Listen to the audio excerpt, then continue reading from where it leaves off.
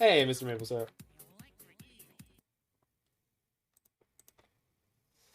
And we're back on the Mana Symbol channel with our second deck of the evening. This is a sweet build around from one of our viewers. So if you'd like me to build around a deck, build around a card, build around a concept, you can always donate for that or just suggest it and maybe I will be enthused. This is Esper Witchblade. So we're playing Sedgemoor Witch in a combination of colors of white, blue, and black alongside the card Stoneforge Mystic. So Sedgemoor Witch is the 2 and a black, 3/2 menace, ward, pay 3 life, magecraft. Whenever you cast or copy an instant or sorcery spell, create a 1/1 black and green pest creature token with, when this creature dies, you gain 1 life.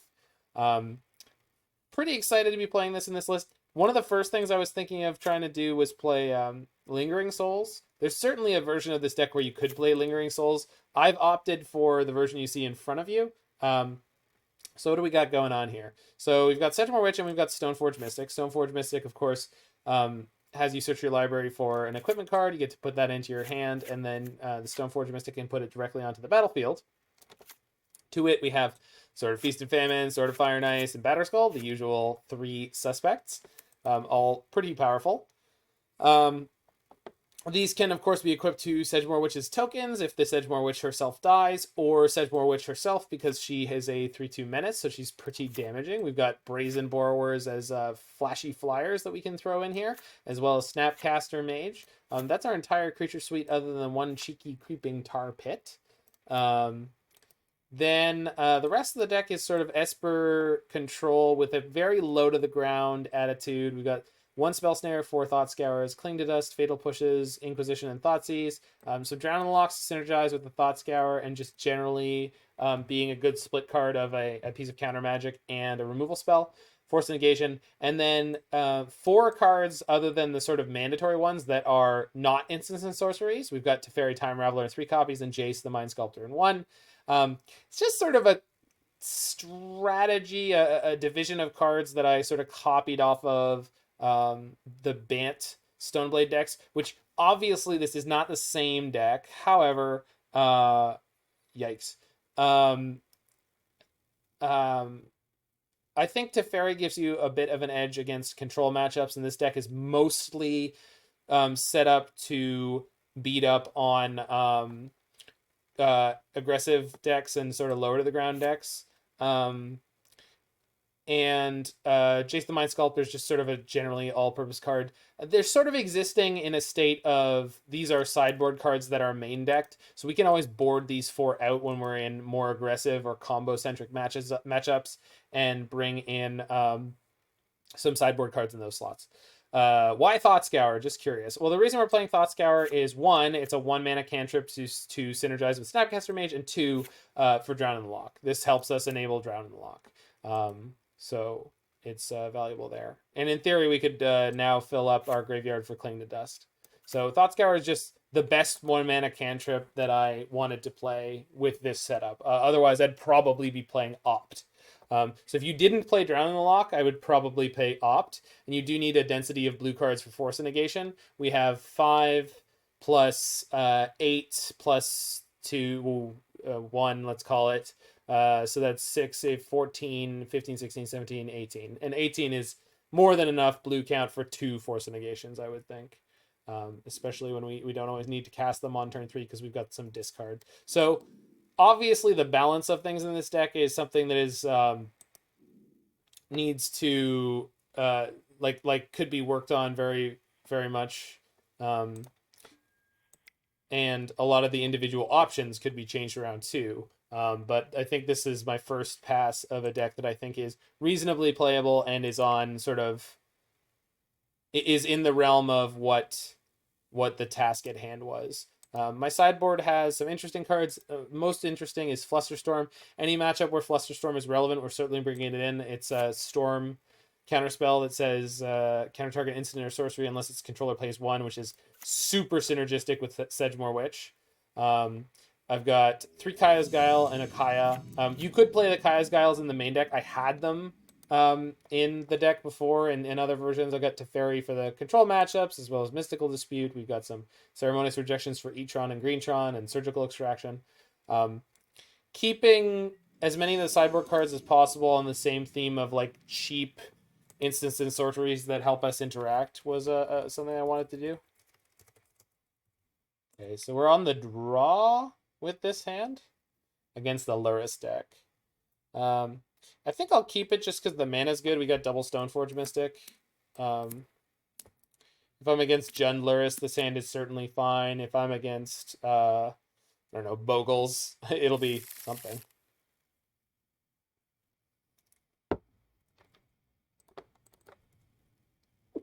If we're against Burn, it's an acceptable hand. Put almost to 5. Interesting. So it's probably not Luris BTL Control or Luris Grixis stuff, but it could be. This is a hand? Yeah, it's a hand. And like for the people who are like, see, this hand is confirmation you're not playing enough instants and sorceries. It's like, no, it's not. Like, I think I'm playing more than enough instants and sorceries in this deck. Morpho God is greater than equal to Kira is greater than Kopala. Yeah, I think so. What, the 3/4 for 3? Yeah, it seems pretty nuts.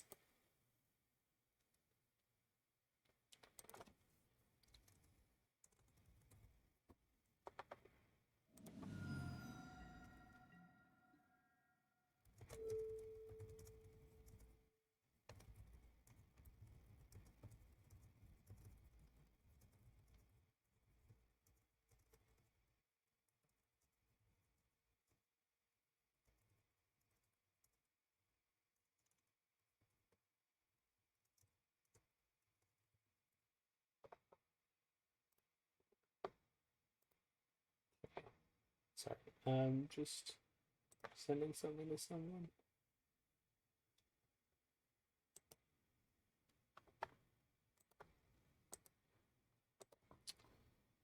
Shoot.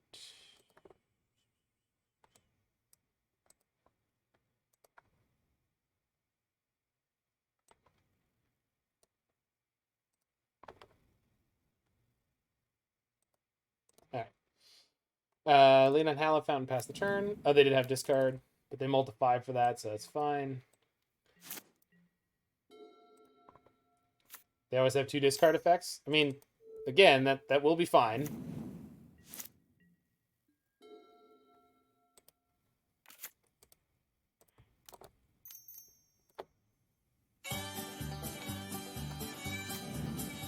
Some folk will never eat skunk, but then again some folk will, like Cletus the slack-jawed yokel. They're gonna get Feast and Famine because we could just play it out next turn. They don't know about the Snapcaster yet. I'm not saying I will play it out next turn. I'm saying I can. I don't know about the Snapcaster just yet. Do they have the Bolt? They do. Oh, they have Dismember. All right. Sure.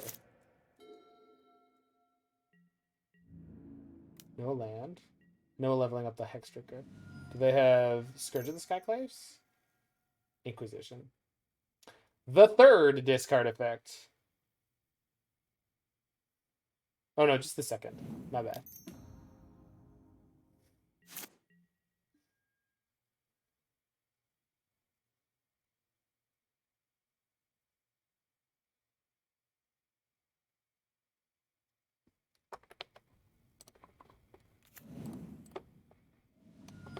So I think I just stay on plan.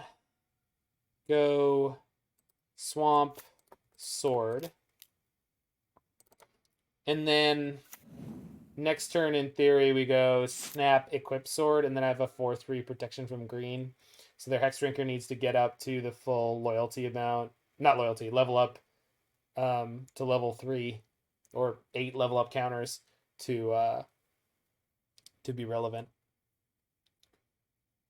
So should be all right here. We also have 3 Teferis and a Jace to draw into that'll bounce the Hexdrinker anytime between now and its level. Next level. Yikes. Yeah. Okay. So stick with plan A.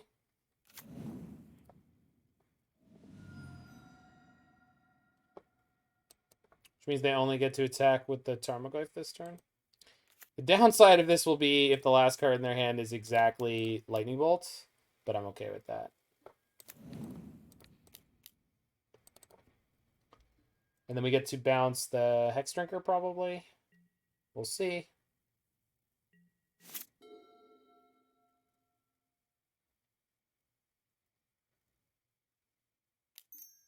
Yep.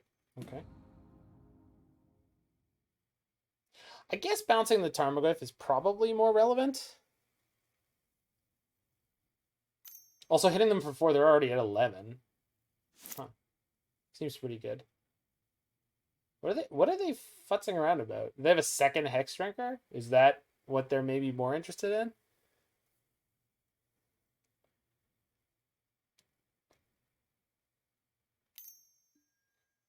Oh.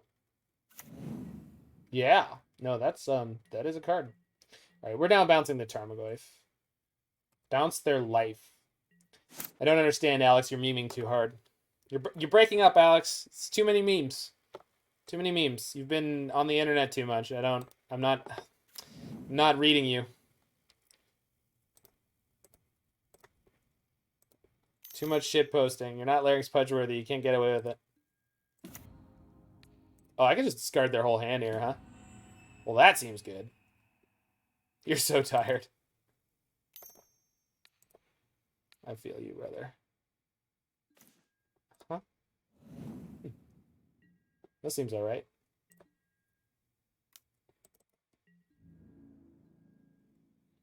My hand, on the other hand, is being super uncooperative. Oh, I just made their shadow big. I'm so bad at this game. God damn it. On the plus side, I'm really well set up for drawing into Jesus. That's a great answer, Mr. Maple Syrup. On the plus side, I'm really well set up to draw into Sedgemoor Witch. Or Fatal Push. Actually, push is not enough right now, but plenty of good draws. Are you... What? Good lord. Drawing into Jesus. Drawing into Jesus. Hog. Okay, that's pretty good. Is that... It's not lethal. What can I do with this? Can I do anything with this? Or am I just still dead because I screwed up so badly? No, I'm just still dead, huh?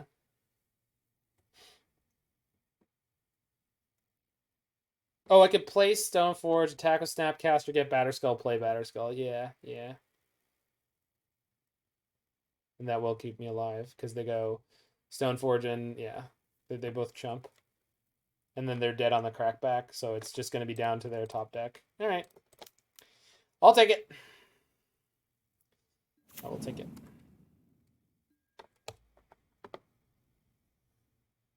And I think it's definitely better to attack here than not attack here.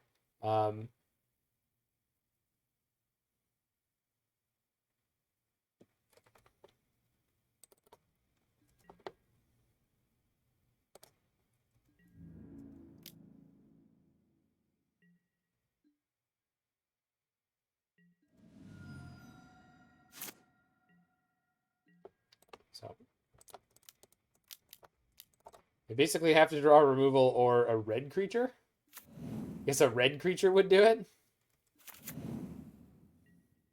So despite my opponent having a pretty decent 5 and me having the worst draw ever, just the way it all lined up was just abysmal. We might be able to get this. We'll see.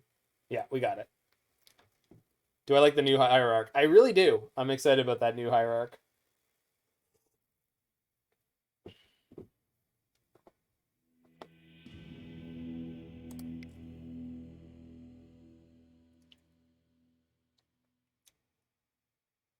Alex, why did you keep rolling on to where they vaccinated you? You know that's a bad idea. All right. Got tons of sideboard cards for this matchup. Holy crap. So, Jace and Teferi's out.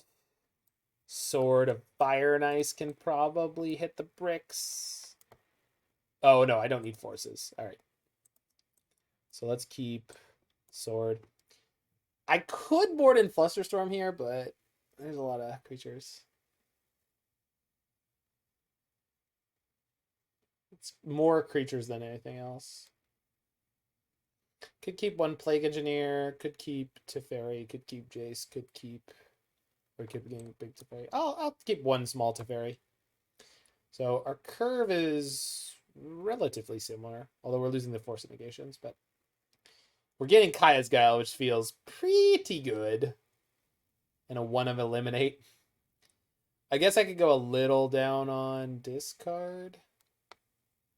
Thoughtseize seems less than great. All right.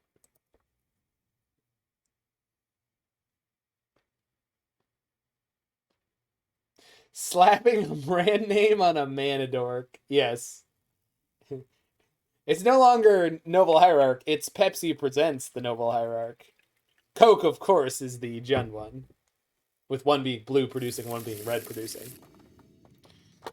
Yep. This hand is definitely a keep against Jund. Jund's Shadow in this case, but Jund nonetheless. Yunda. Hey, Lamau. My creepy boy came home.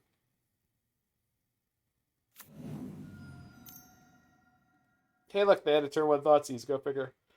BG Infect with new Hierarch. I know, I told him. Roy's concerned about Modern somehow becoming the Infect show, even though it's the Lavid Art format. Maybe a TBR2? What? It's gonna be a green TBR? They discarded my Teferi. What the hell does that mean? I don't like that. I don't like that at all. But I'll take it. We'll play the Tar Pit, mostly because playing Thought Scour at this point is not particularly important, and I want to take no damage on this turn if I can. Okay. Sneaking the win with Creepy Boy. That's the plan. Like, that's one of the achievements to unlock for this league is to win a single game with Creepy Boy. So let's go fetch out my last piece of equipment. Because oh no, I kept the Sword of Fire. Nice. I think I'm still getting Batterskull here, though. The Batterskull. You say the green-black, like, you say that sarcastically, but not only was Roy quite a... Like, Roy is a good player of Infect decks in general, but more to the point, like, there are certain cards in Black-Green Infect that are shockingly good in the metagame. Phyrexian Crusader just crushes Burn, and it's, like, not funny. Not that Burn's doing particularly well right now, but still.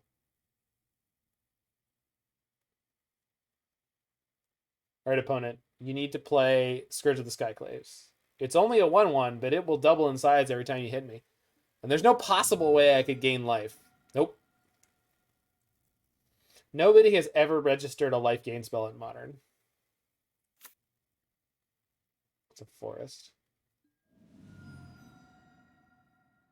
Am I getting Blood Moon this game? Has it fair against Vapor Snag? I said burn, not prowess. Yeah, prowess is going to kill the shit out of you. That's not different than being anyone else.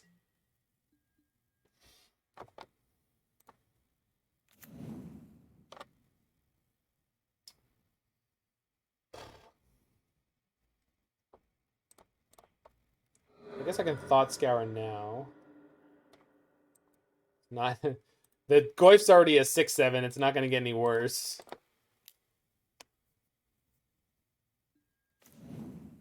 It's a good draw. Wow, it got worse. It's a 7/8. There wasn't an instant in the graveyard until that moment. That's hilarious. Yeah, I'll just pass here. No, wait. They could have Veil. All right, let's just bounce it now. I'm being petty. I don't give a shit.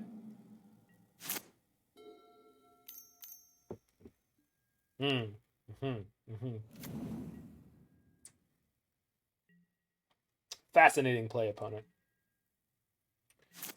Snappy Lad. Not the best time for you, friend.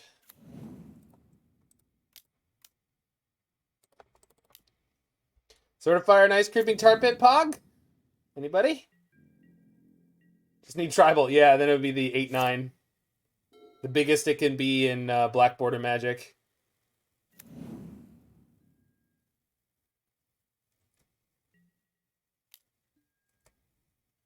Technically, there are more card types, but I don't think most of them can go into the graveyard. There's like schemes and I don't think planes count, but what are the happenings that are the plane thing? Well, I can't quite kill that. I'd certainly make it smaller. Although I can only make it smaller by targeting my own graveyard, which they will then potentially spellbomb me for. But I think I'm okay with that, right?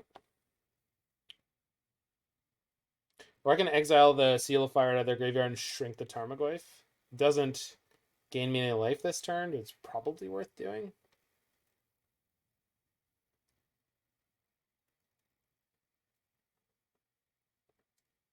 I mean, I'm super dead if I don't just draw a pile of removal, but I do have a pile of removal in my deck right now, so, like, let's try.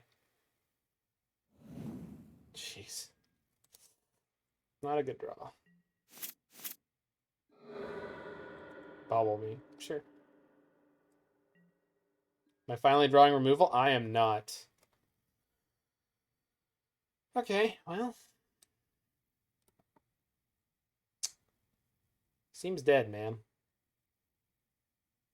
Just don't have a creature in their graveyard. Gosh, that's frustrating. There's just nothing I can do. I'm just dead, huh? I mean, I could jump block with the Snapcaster Mage, I guess. It's not much of a plan, but it's a plan, damn it. And quote-unquote force them to pop their Nile Spellbomb. Sure. I guess if I draw into more... Huh. Interesting.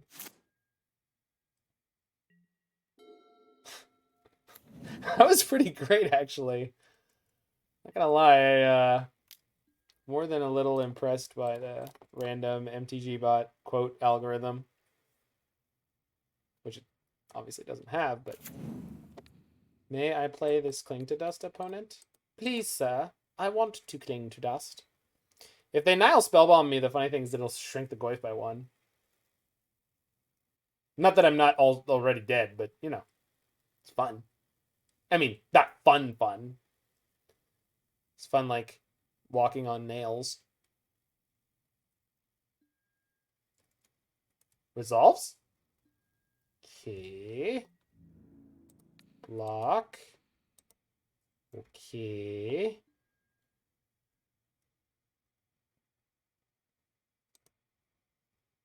Exile your lightning bolts. Because that's the only instant in any graveyard right now. Oh, hold on. Thought Scour is the only sorcery. Not that it matters much. Well, I wanted to exile a creature so I could gain life so the shit Scourge wouldn't kill me.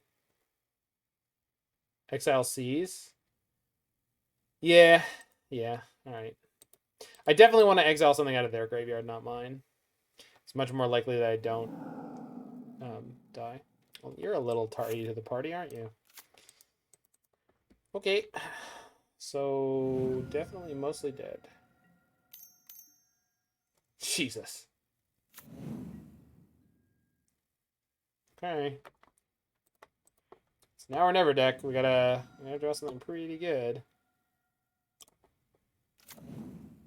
Yes, push or eliminate or Kaya's Guile. All of those will work here. Teferi, not quite.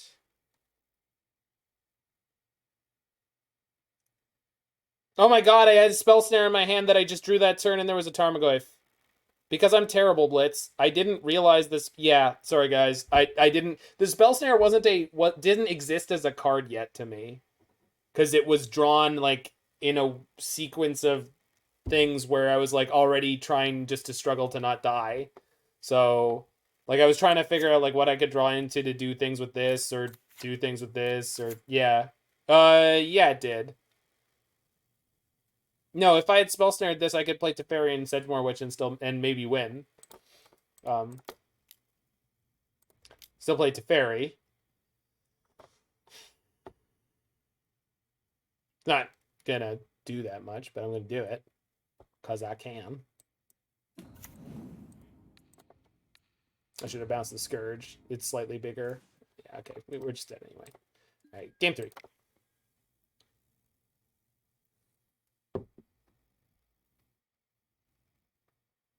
Just can't draw any removal or have any of my 20 plus spells.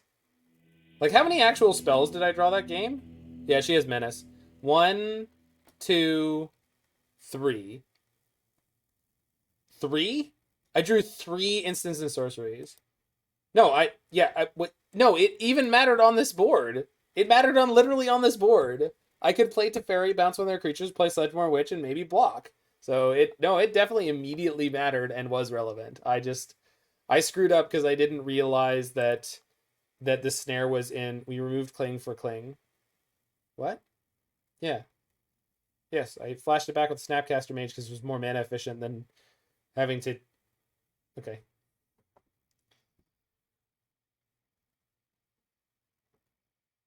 I mean, I could have just used Thought Scour there, but I don't know. It was just that game was that game. Moving on.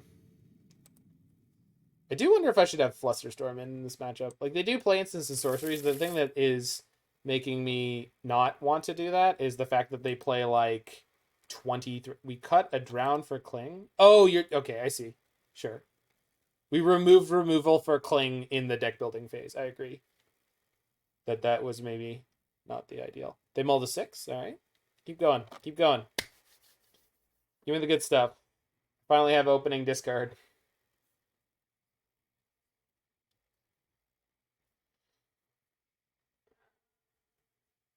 This deck is awesome. Something kind of new. Yeah, I mean, I don't know if it's any good, Lukewarm, but it's certainly a trip.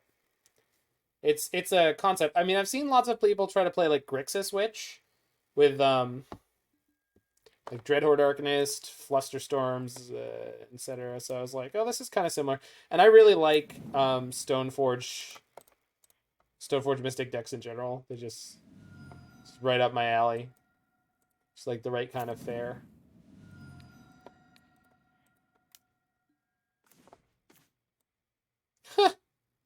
That is a hand. So take the Tarmogoyf, snare the other Tarmogoyf, and opponent's down to 0 threats. I don't hate that. Don't hate that. Also, their lands were terrible. They top decked Wooded Foothills when their mana was garbage. Awesome. Love to see it.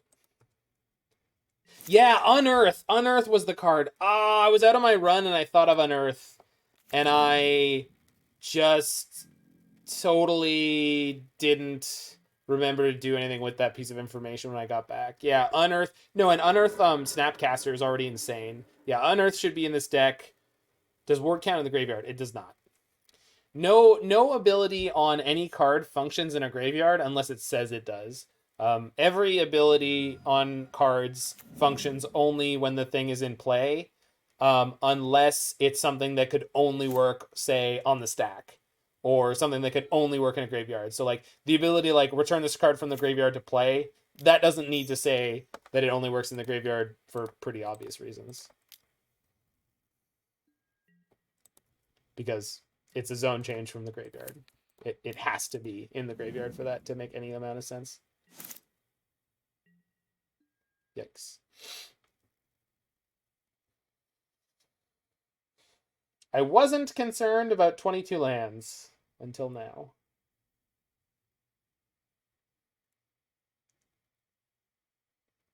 I mean, I'm supposed to dig and try to hit. I'm pretty sure of that. Yep. Never didn't have it. Yeah, thanks, Alex. So Unearth should at least be in the sideboard of this deck. I'm really hoping they play something here rather than just grab their Luris. Although I guess I could snap Inquisition it, so I really don't mind. Didn't have the perfect curve. They do still have this Fatal Push in hands. So, kind of a pain. But the chance of them wanting to proactively grab my Snapcaster Mage is not super high. Luris, Fatal Push, Fatal Push. Well, that's a hell of a hand. I guess this sort of Feast and Famine is going to take a while to get equipped to anything.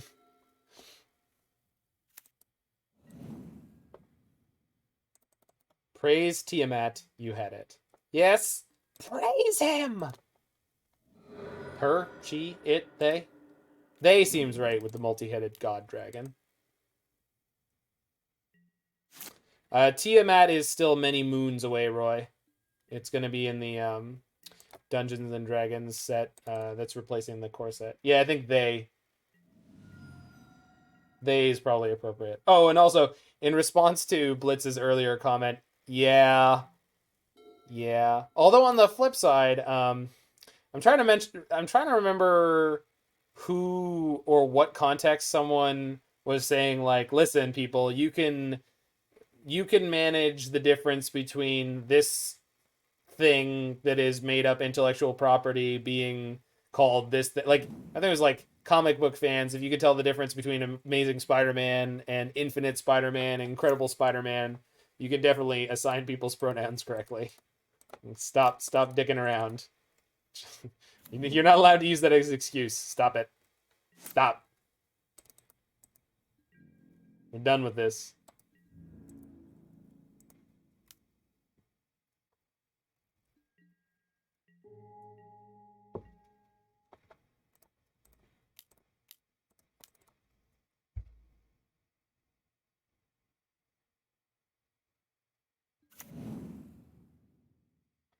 Yeah, I mean, it goes, the dialogue has to go both ways, Last God. But the best thing that you can possibly do in that situation is just try to be understanding, and if the person's going to be unpleasant anyway, then that's it. That's all you can do. But just try to be understanding of the fact that it probably happens to them all the time, and that's just not a pleasant experience. If you've ever talked to anyone who's from a different culture, or their parents gave them a name from a different culture and nobody can ever say their name correctly, and they just sort of have to feel left out all the time, it sucks. It's just a sucky thing that someone would have to deal with every single day of their life, and it's, hello, ACCPI. ACCPI? ACCP? Yeah. Well, that's the thing, Roy, is it's like, you like, obviously they can't, but it doesn't mean it's not frustrating for them, right? To be constantly misgendered. And yeah, exactly. So I just do my best to remember that there's a human being over there who's going through their thing. And yeah, it sucks. Listen, you don't have to deal with them. I'm just saying, do your best where you can to sort of manage, what you can do. All you can do is control your own reaction to that situation. So, as much as possible, do so. So this kind of worked out that Sedgemoor Witch was one of the things about Sedgemoor Witch that has generally seemed to be true from my experience is that when you play it in more aggressive holy shit, they don't have, oh my god, when you play Sedgemoor Witch in more aggressively minded decks, it seems to work out better, and that's because the ward ability gets to shine more.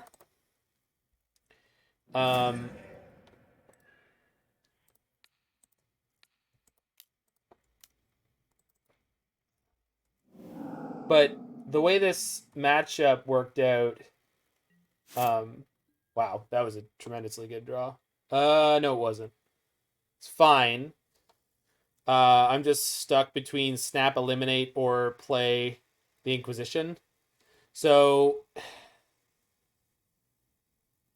the worst case scenario, you got your 5G injections today? That's awesome. Are they just dead? No. No, they're not dead. Although they're getting close. So I think we go snap, eliminate, and we know there's Scourges in their hand, but I can put them to 3, and I have a Brazen Borrower, so their set of draws would need to be pretty incredible to get them out of this situation. There are a lot of different ways I could go from this point. I say a lot, but putting them to 3 with a 3/1 flyer sitting out here is pretty good. They're presenting Veil. The one card in their hand is Scourge of the Skyclaves Blitz, so I really doubt that they had Veil there. Oh, so they're just pretty much dead. Moorland Haunt! I knew I put you in here for a reason, my lass. I knew it. Yeah! So we just don't attack here. We've got Brazen Borrower. Moorland Haunt. Actually, am I supposed to put them to 1? I'm probably supposed to put them to 1, right? Like, there's just no way that that's not correct. Yeah.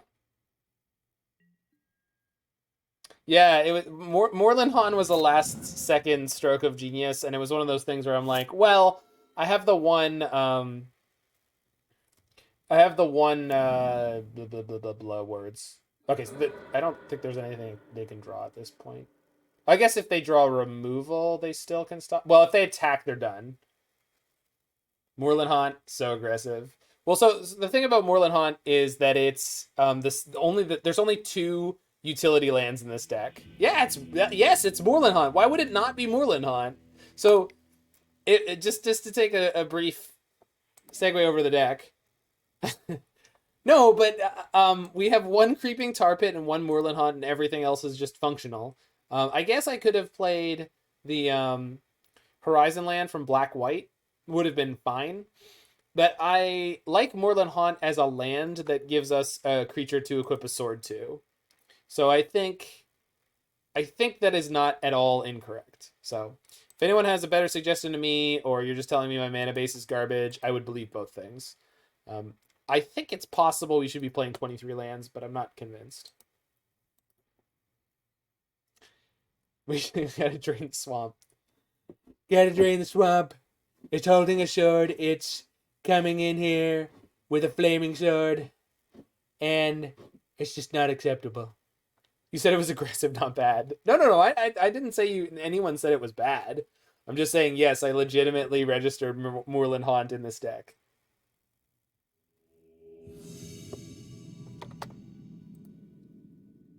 The color requirements in this deck are very gentle overall. Like there's no real double mana cost except for Jace, and if you want snap and you want to cast a blue card off of it.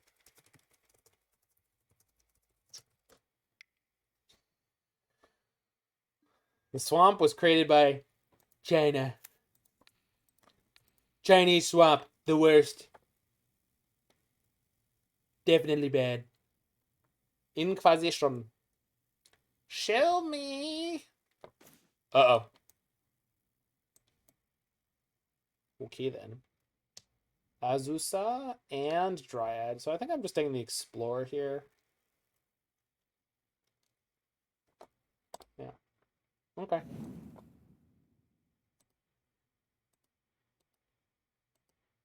That is a very slow hand, opponent.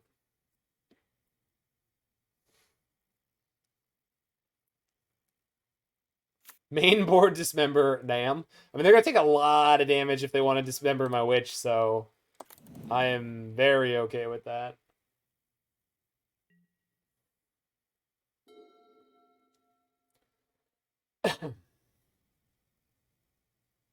Yeah, they're going to take 7 damage if they want to kill my witch, which is just fine.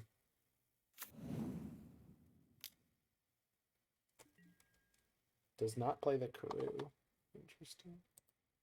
Oh, they have the Crumbling Vestige. So they drew the forest. Sorry, the breeding pool. Okay, so this is their hand. I think I'll go ahead and Thought Scour. Imagine they do that and we counter it. Oh, yeah.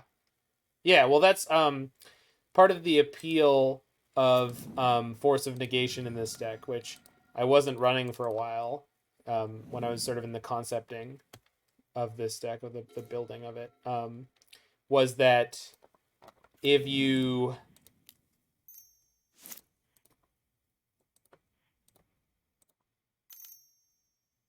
I don't think they're going to be able to do everything they want to do. Crumbling Vestige, then they get to play Dryad, then they get to play Simic Growth Chamber. If they have to do it in that order, which means they won't have the 1 mana left over. Surprised we don't play Remand. Yeah, it's possible that Remand would have been okay. The thing is, Remand cost me mana, so I'm not convinced that's the right direction to go. There's Stoneforge for Feast and Famine here, I think. Just hoping to draw for a blue card for Force for next turn. Oh, they have the Dismember now. I'm in... Because of course they would play it now. Why wouldn't they play it now?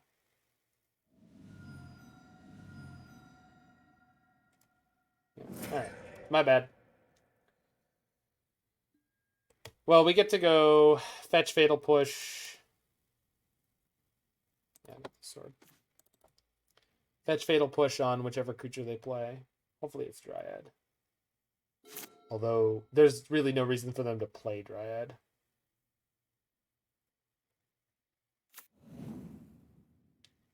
Castle Gambrig. So they're gonna... Yeah. Shoot. Bug and Spirit carry sword. Yep. That is the idea of the deck. Okay, so we get to stop them from going off with lands anymore. They're not going to get a second land play this turn, which is something. It's not great, but it's something.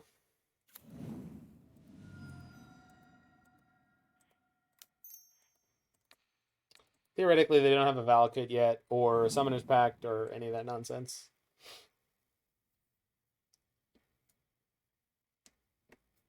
I would like to top deck a blue card, then 2 lands. I would like that blue card to be Thought Scour again. Or just 2 lands. 2 lands would probably do it. That's 1 land. Okay.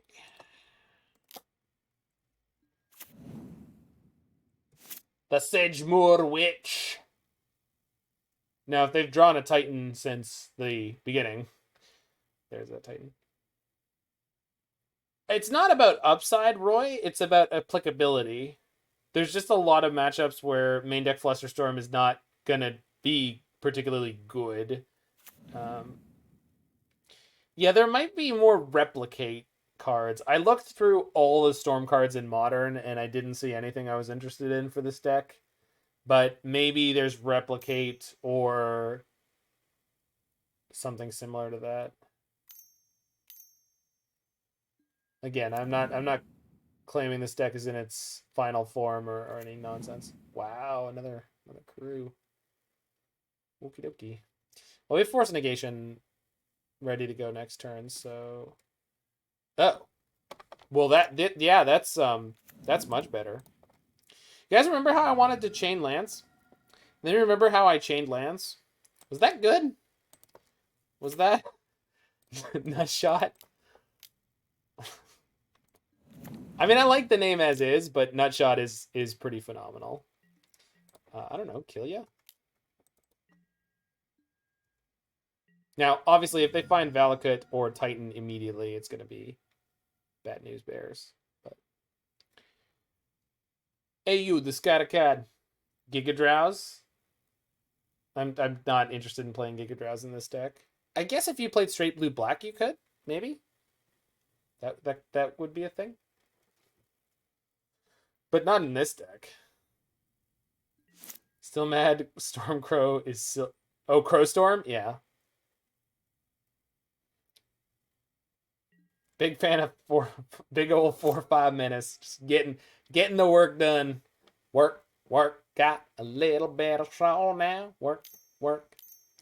I could play the second Sedgemoor there, but no. Fuck. Yeah. By the by, if we had a Drown in the Loch there, we would have been fine. They just get double Valakut and we're screwed. Unless they make a mistake. No, they don't need to get double Valakut. They can get Valakut plus 1 bounce land. Yeah, we're dead.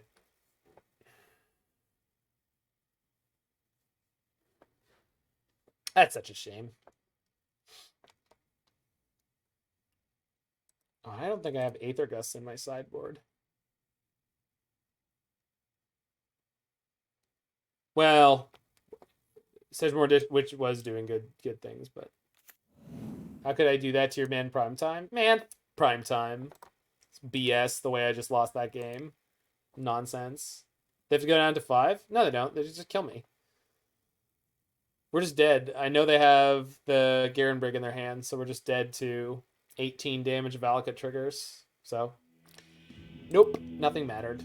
We just needed a removal spell. We didn't have it, which is fine. Okay.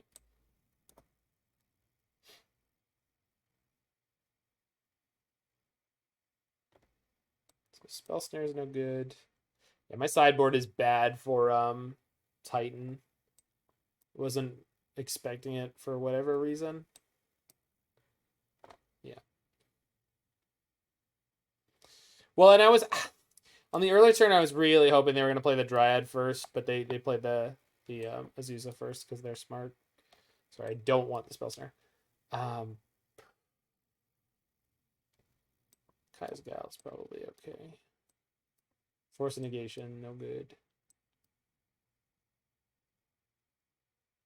You've been yeah, I know a lot of people have Blitz. I was just more worried about Teferi Time Raveler on the other side of the battlefield, and I wasn't thinking of the whole I don't know, landscape of Modern.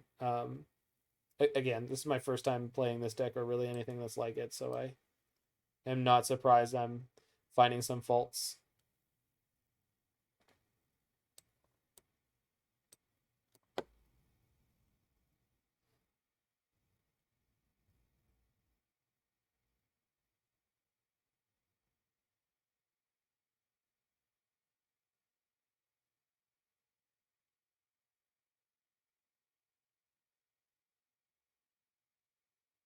But yeah, we would have been able to drown the Primetime there. So I'm pretty sure I wanted 3 drowns.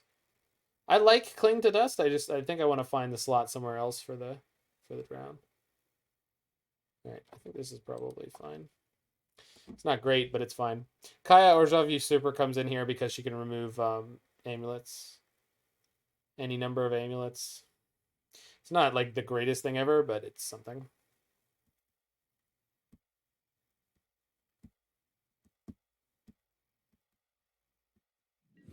Field was absurd. I mean, the thing that was absurd about Field is like Field just ticked along without any help. So I think I have to fetch Shock on 1 for Watery Grave so that I can go Inquisition on 1, Thought Scour on 2. This does mean that if I don't find another land relatively quickly, the Stoneforge Mystic is stranded. But I think Inquisition on 1 is way too important against Amulet Titan. And if I have to have a slower Stoneforge Mystic, I'm not upsetty. You think the forces should be Lingering Souls? You know what? That is exactly how I had the deck earlier in the build. And I didn't agree with that idea personally, but it's possible that it's correct. The synergy with Sedgemoor Witch and the overall utility of Force of Negation in the metagame just made me want to keep it, but I mean it's potentially right. The biggest problem with Lingering Souls is there's just like no way to discard it, but we can just honestly cast it. The problem is like I don't know how many more 3-drops I want in the deck, so I think the forces could be more drowns and more cheap interaction and removal. I don't think the forces are as good as I thought they would be, but I also don't think Lingering Souls is particularly that good as a main deck card in this deck. I do think Lingering Souls is super sweet to play in this deck. Like, it's an awesome idea. Just the way it kind of locks in with everything. I could have played Cling there first to try to hit a white source so I could play the Stoneforge. Oh well, it's probably okay. Or not. We'll find out soon.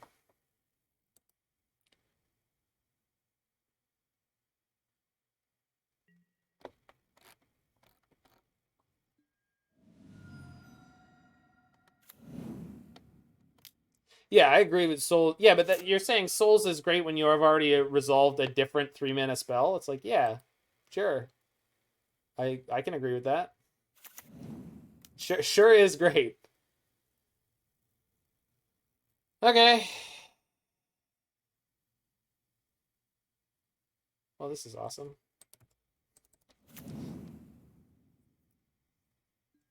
Okay. I would like to draw a Snapcaster Mage.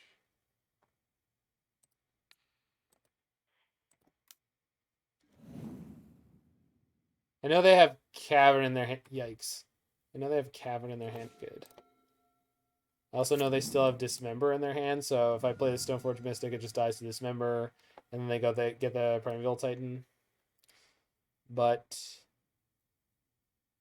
I shouldn't have fetched right away. It'll be fine. Kaya's Guile actually can kill the Primeval Titan, which is important. Yeah, I can't bounce the amulet right now, unfortunately.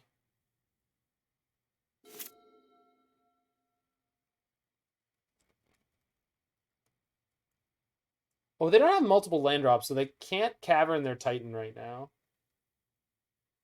They could play the Titan, but they can't Cavern it. So I wonder if they will just go in for it, or if they'll try to play around it. I would assume they're going to play around counter magic. They do have 2 Titans, so maybe they just don't care. Just jam 1 this turn and 1 the next turn.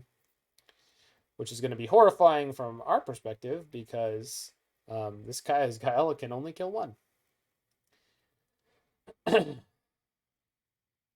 Returns forest their hand without having tapped it. Opponent, why are you such a coward? Is there any particular reason, or are you just...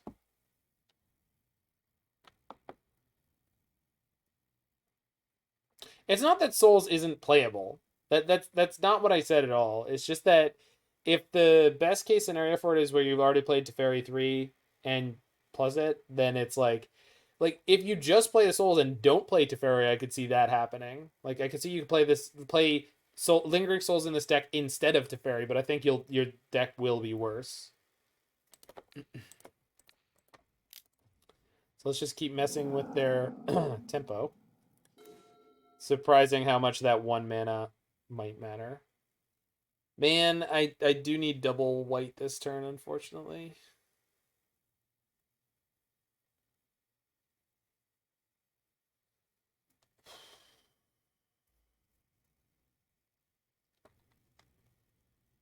Well, if they just play Cavern, they can't play the Titan yet.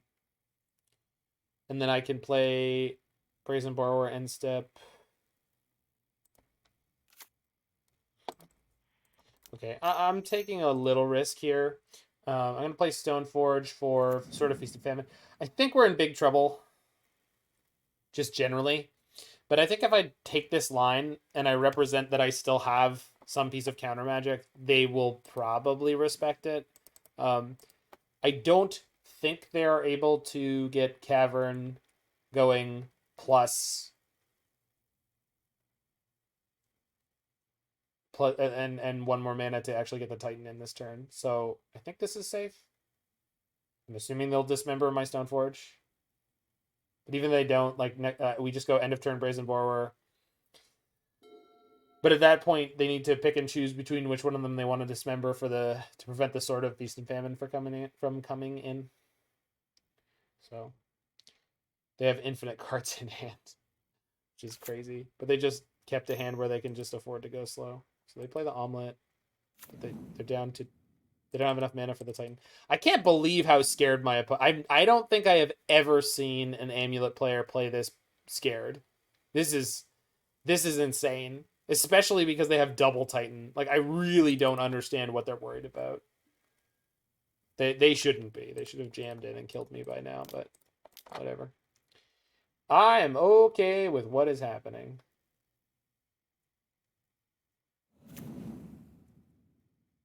just would like to draw that. Oh, please dismember. I'm tapped down. I can't defend myself. No.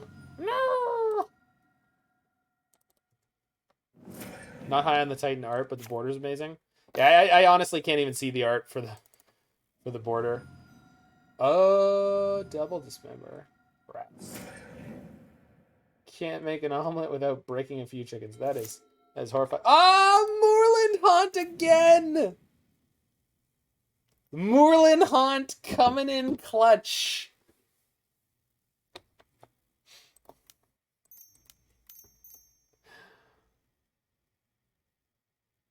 So wait, this turn I need to make the token and... Oh, but I still can't cast the Kozilek. But I can play the sword and then next turn boot up the Creeping Tar Pit and equip the sword and attack and then untap everything and go again. All right. We got a plan. It's not the best plan ever, but it's a plan. We got the damn plan. Moorland Haunt. You're doing God's work, Moorland Haunt. So, assuming they just play Titan with the Cavern, I don't think they can play the second Titan. So...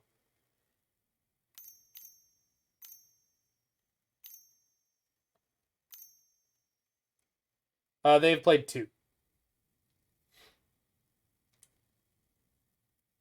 The thing is, Roy, depending on which lands they get here,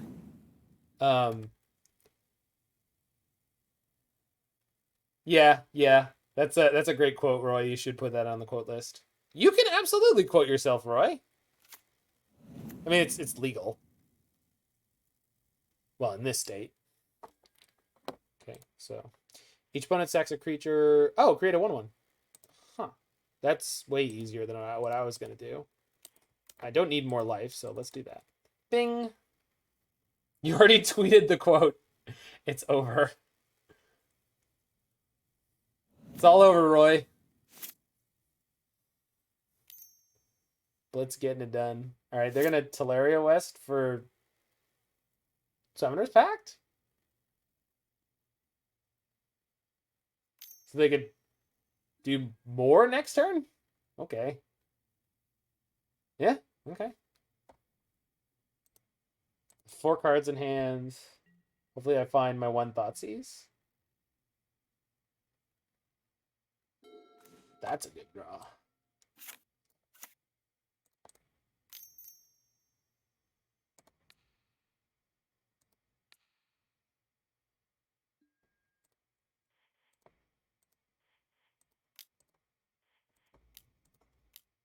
Go team! Go team venture! Team Discovery Channel!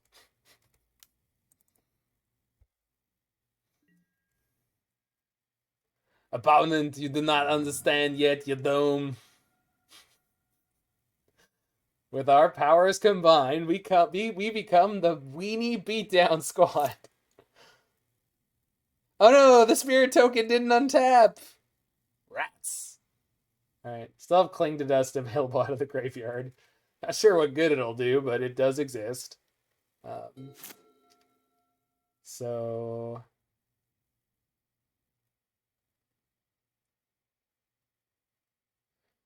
they can definitely get Titan in and then get a Dryad in, and then, but I don't know where it goes from there. They discarded this Lesnia Sanctuary. Plays the Summoner's Pact. All right. Please just get a second Titan. That's what I want to see. Artifact cat theme. Yeah, I couldn't tell you, Roy. Hopefully they play the Dryad first to enable the Valakut triggers off the Titan, and we just get to drown it in response. Although, yeah, it looks like that's what they're going for, which is kind of great. Wait, what? Okay, good. I was like, they must have more mana, right? Because they haven't played the Titan yet.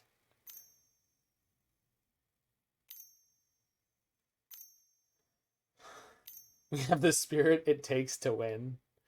Yeah. We got more than one. So I'm going to see what they get with the Titan.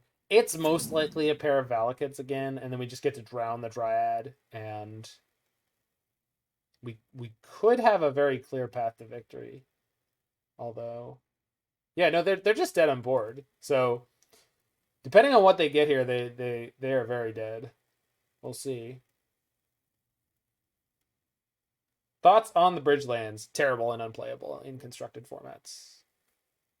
I am upset.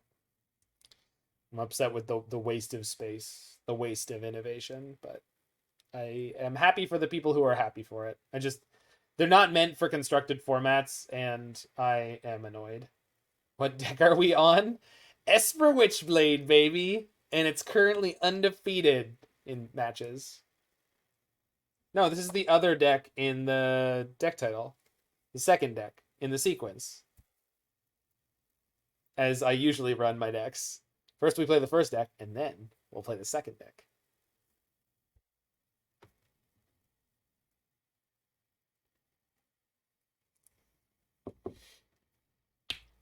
Opponent climbing deep into the tank.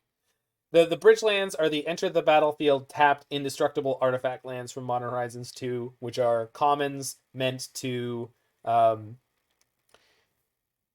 make limited playable and artifact synergies. Mobile cuts it off, no problem. She cut you, man. She cut you.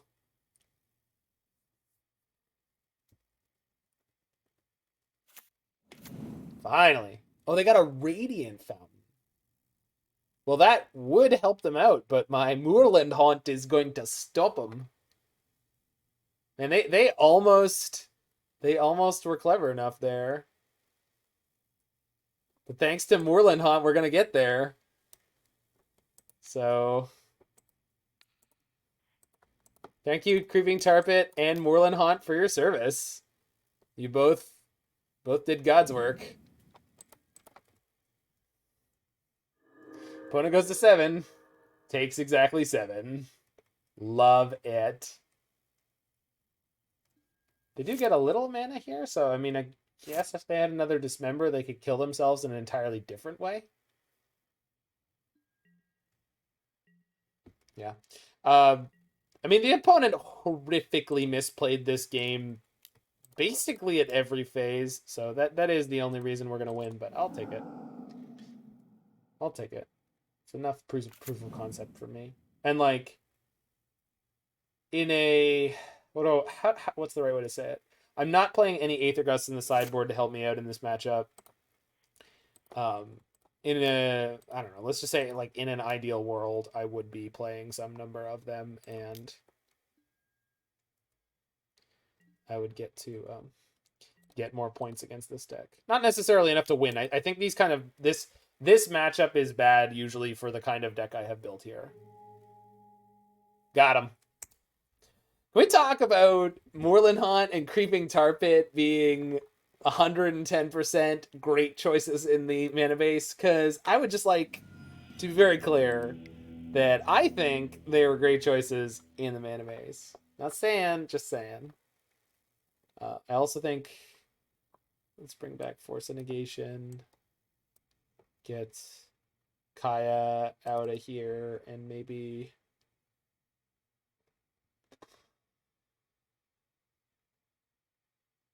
Sword of Fire and Ice? Yeah. Oh, Blitz. You think you're so funny. You think you're so funny. Oh, that's Roy this time. Every day we fall farther from God.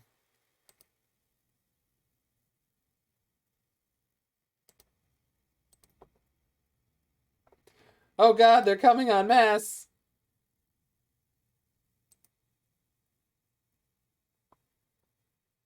I do have good mods. In fact, I have the best mods. Look at my boy Roy. All right. Fun fact, though, we are on game 6, and we've yet to generate a single pest.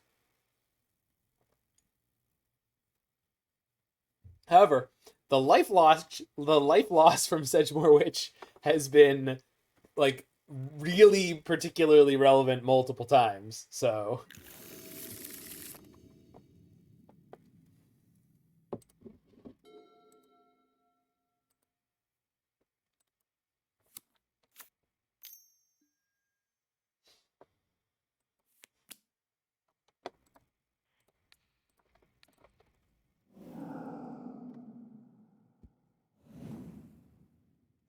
Be gone.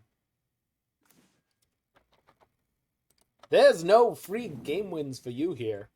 There's no free game wins for me here. Ah! Maybe there are. They played their land first. Like, what are you doing? What you doing? What are you doing? Oh, yeah. So do I want to set up double blue? Probably. Shock for that. Stoneforge Mystic. Get in there, my Jill. Oh, snaps off the Dismember again. This opponent loves just like whenever, you know what it is? The most obvious thing that I could say about this opponent is they are clearly very, very new. And they're that kind of new where they hate counter magic. Did you see the last game how they literally never played anything into open blue mana, and anytime I tapped down, if they had an instant, they just snapped it off immediately on anything they could. It was pretty unreal. You have an extra land play, opponent.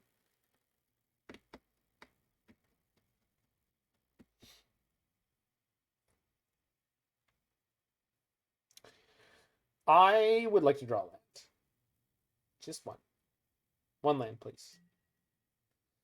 If I don't draw land, and I have to Thought Scour to hit the land, well, how likely is it they can play Titan? They missed their land draw this turn. They don't have a Titan next turn. They probably have infinite more removal spells, but they don't have the Titan. So we'll play Stoneforge, grab the Batterskull. Stoneforge will get dismembered again. We'll end up winning the game because they dealt 8 damage to themselves. Opponent hates blue. Yeah, I think that's what it is, though. I really do. Like, I'm not joking. Like, it really seems like the opponent is that kind of new player that just can't stand blue. Just does not like any of their spells being countered and will not put up with it. Fetch is the basic. Crazy. They do have the next Dismember. Wild. You're cute, opponent. I like you. Good lord. They're at 11 and they've done 9 of that damage to themselves. All of the damage. Just all of it.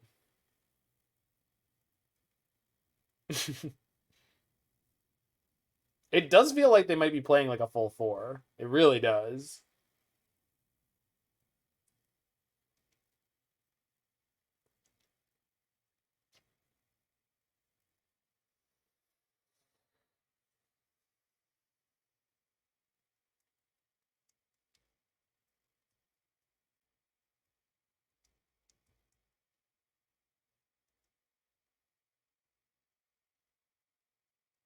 Buying Dismembers now.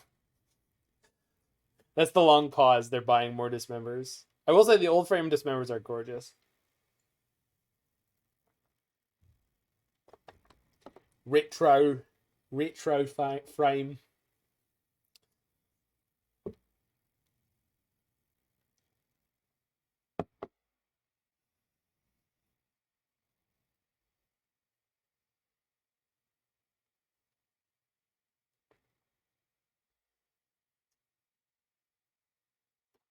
What are we doing, opponent? Just burning your clock.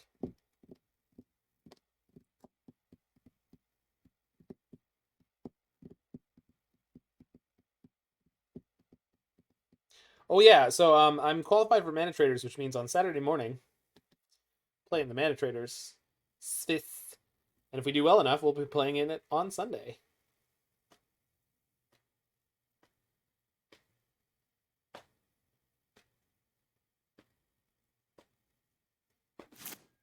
So they just didn't have anything, huh? Okay. Yeah, fine. I wish I had my Moorland Haunt now. Don't I?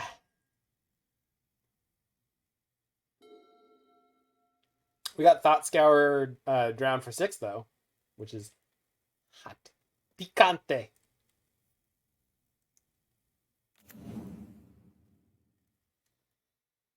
très chaud.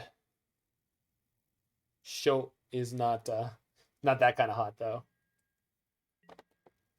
Très épicé.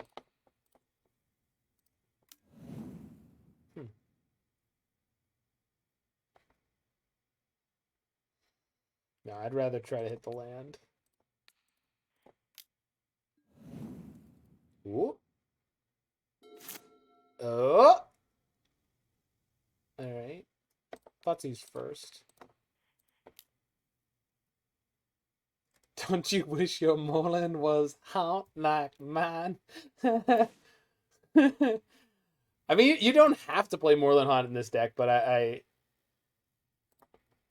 I thought it was going to be good, and it has proven itself to be more than good enough. Okay, so the card in their hand is Simic Growth Chamber. Assuming my opponent continues the trajectory of this game like they have, if they play the Summoner's Pact first, I could bounce the Amulet, which means they wouldn't be able to play Titan this turn unless they drew a land. And it has to be an untapped land. I don't think I'm going to do that because drowning the Titan after they've pacted for it is more than good enough, but still worth considering.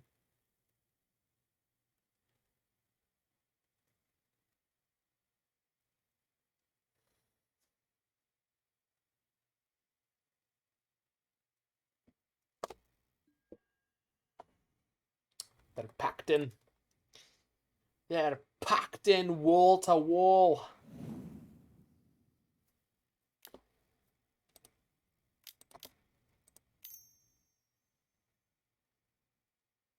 They've got one extra mana. Uh-oh. Wait.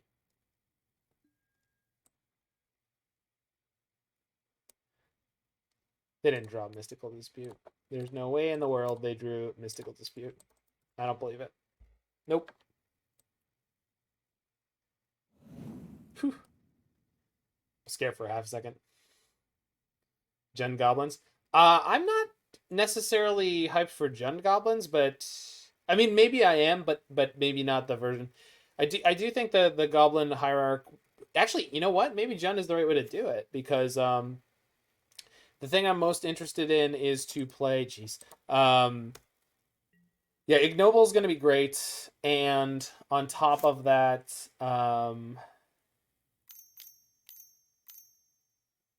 okay. So now that they've paid for that, do I Petty Theft or do I just... No, I think I'm just playing Brazen Borrower this turn. Sorry. Well, you play Jund Goblins, but you play Jund Goblins with Patriarch's Bidding. And like 2 copies, maybe? So that you... But you don't play a graveyard-based combo, like the Persist combo with Grum Gully. You just play the Snoop Moggy Mog combo.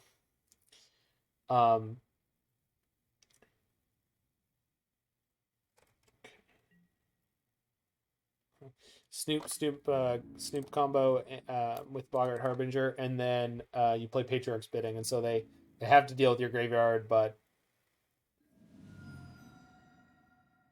yeah, Jund and Black Green decks in general are just going to be sweet. I think I just keep Kaya's Guile here. Just deals with any one thing they could find. They've got to find another Titan by now.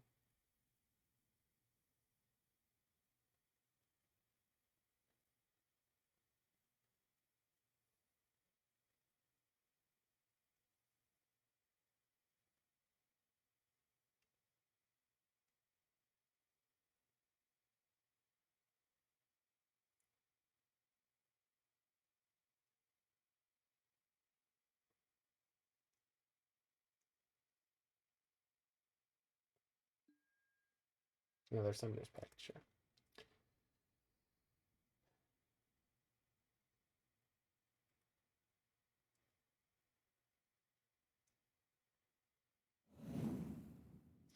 Did they ban Lavadart asking for a friend? Not as far as I know.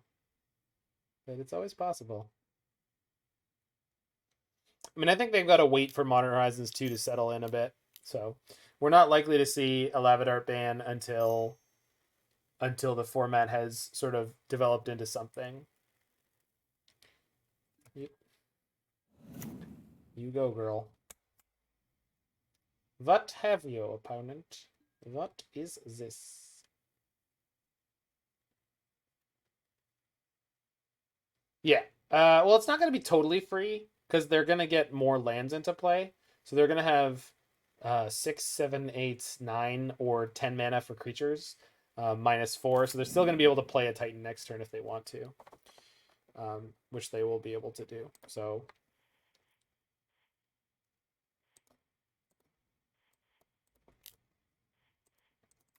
you know, they'll be able to play a Titan next turn if they want to. They can get another Titan this turn, or they can get the next Summoner's Pact.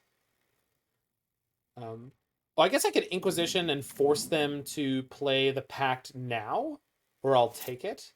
And then they'll have to play both Pacts next turn, which then they won't be able to play a Titan. So that might be the play that we do. We throw this Inquisition of Kozilek under the bus. I mean, they have other cards that we don't know about in hand, so it's possible we hit with it. But if they don't play the Summoner's Pact, then we can just Kai's and kill them. Well, that too. But I just... We'll see. If I draw a land, I'll play the Inquisition. If not, just Kai's. Just keep the Kai's ready to go. Yeah. Yeah. We should be fine. Colony. Well, if they got call, I was still going to kill their Titan. I guess it would protect the next Titan from an edict. They're definitely not super experienced here, Colby. So I would assume that they just maybe don't even see Colony Garden as an option right now. The reason they lost game 2 was that they played very, very poorly, given what the matchup is. They were way, way too scared about jamming the first Titan into my counter magic, which would have put them in a position where the second one not only was going to resolve because they were going to have the cavern, but they would have had a lot more stuff going on. They got Valakut with that. They played Ghost Quarter. Interesting. Perfect draw.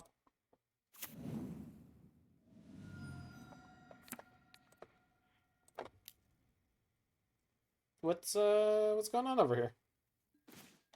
I see. You sure made a choice, opponent. Yeah.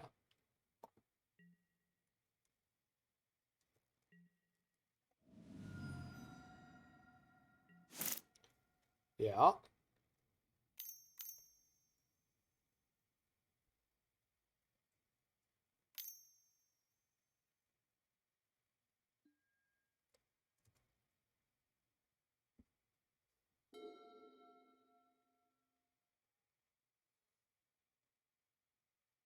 Hmm.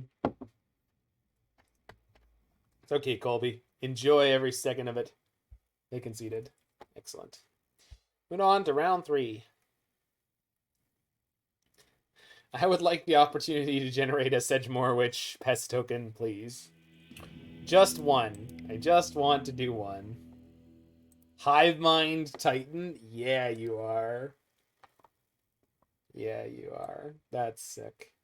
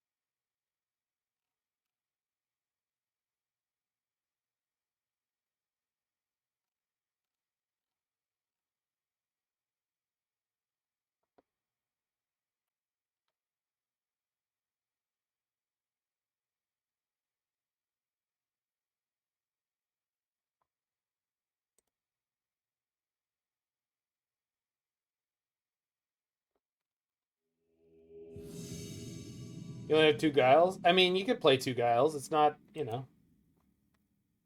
2 Guiles would be probably enough. And again, 0 Guiles might be enough. Like, the only time we've used them, they should not have worked as well as they did. My opponent was just not particularly well equipped for the matchup.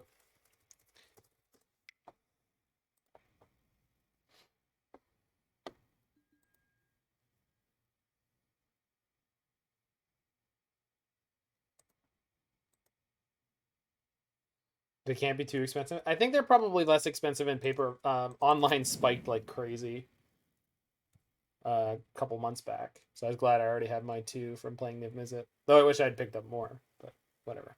It's fine. Ah, the Tron.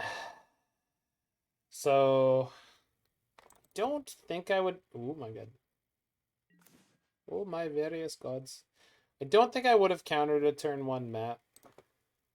But most things that could come down on turn 2, I will. Hopefully I don't have to, and I can save it for the Witch. Guiles are 8 to 9 USD. Oof. Yeah, they used to be like $1 or $2 CAD. Wow. I don't know what's going on over there, but I like it. That's hot. The downside is... if they dismember on my turn, which one assumes that they will, then I lose my Witch and there's nothing I can do about it. Also, if they have Karn or Thought-Seer or some such. They can't Spatial Contortion this creature. They could... No, sorry. They can Spatial Contortion and they can't Warping Wail. Okay, they didn't have Dismember. I'm assuming I'm about to see a Karn, the Great Creator? No, Thought-Seer. Yikes. Shoot. Yeah, that didn't work out perfectly well. I do get to hit him for 6 here if I want to, though. That's pretty good. But if they just, like, roll into... thanks, Toxygene. Yeah, this deck is definitely sweet. I don't know how good it is, but we're currently 2-0. We've been pretty lucky.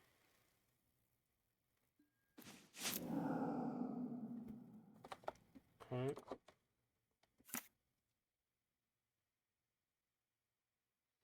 I don't know. Do I just put in a sword here? I feel like I should. Just attack them for 3. Like, I could attack them for 6, or I could get the sword down and, like, sort of pump up my damage for future turns. I think Sword of Fire and Ice is the better choice in this matchup, since the protections don't really matter.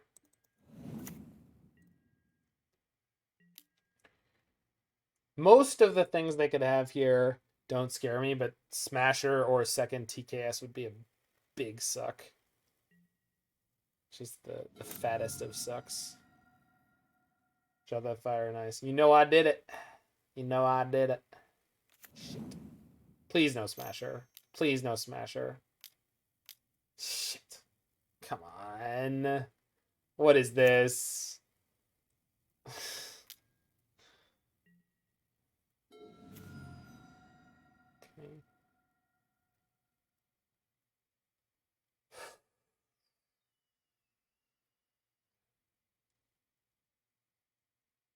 Yeah, we just need to draw. Need to draw some spells here.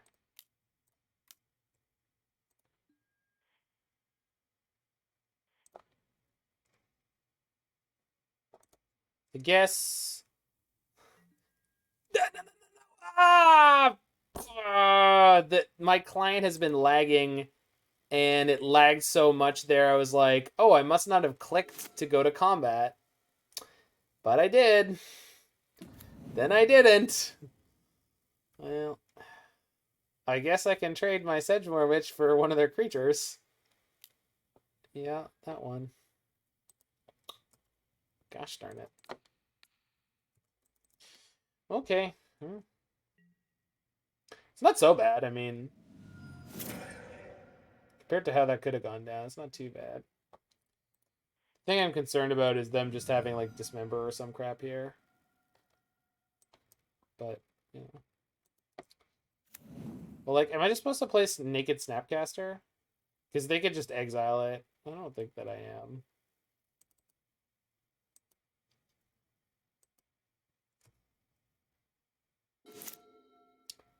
Well, what is in their hand that this has been the way the game has gone down? I don't really understand, but okay, weird. Good draw though. Just remember, crap. What is this? The hell? Oh, Crank Blast down to 3. Shoot. That was something I wasn't expecting. Jeez. I love how little they've had to actually play anything this game. They don't need to do anything. They're just like, 1 TKS, 1... Yeah, we still haven't created 1 pest token. Not 1. And I lost the sword there? Gosh, that's brutal. And I don't have anything to activate this fatal push. Good lord. And because they Thought-Seared me, I guarantee you they're intentionally and specifically playing around my ability to use the Force of Negation. So it just should have been Drowned Loch or some such. Obviously, Drowned Loch wouldn't be that good in this matchup, but... So, do I throw Snap under the bus or Creepy Boy? I feel like Creepy Boy.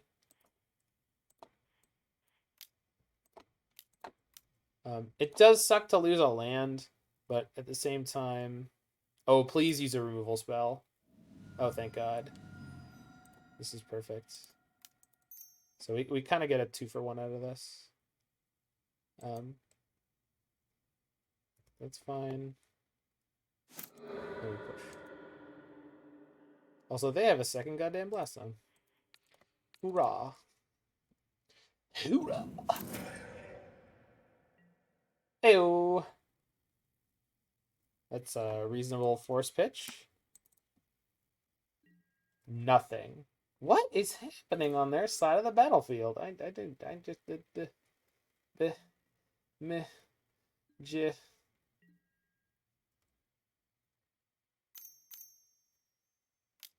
Can I explode zone to 2? I mean, yeah, I guess.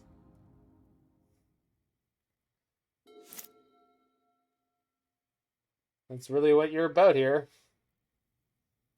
Give me a great draw, Moorland Haunt. Not the best, but you know, pretty damn good. Create a token in turn, play Nick with the sword, you know, get it done. Yeah! Hard cast force, baby. Get out of here. Boosh. Finally. Land. Drown's good. Drown is fun. I like that card a lot. Yeah, this deck should be playing more Drown. I'm pretty sure of it. The attrition game favors the Drowned.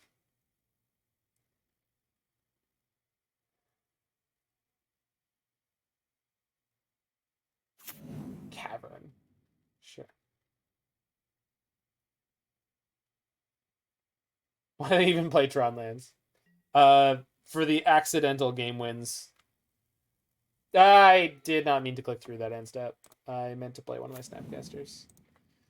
Good draw, though. Actually, yeah, we can just play a sword here.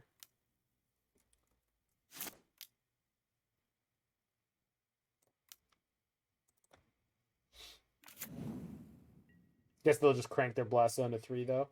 But that's fine. It's not fine, but fine enough. Well, there's the Tron. Good old eventual Tron. Here comes the gigantic walking ballista that I can't deal with. And then people are like, oh yeah, you definitely should not have played Drowned Loch. They play an Ulamog in their deck? Good lord. No. Of course they are. Why wouldn't they be? Of course they are. Why? Of course we would run into the Tron player with the main deck of Ulamog. Brutal. Well, we actually do have sideboard cards for this matchup.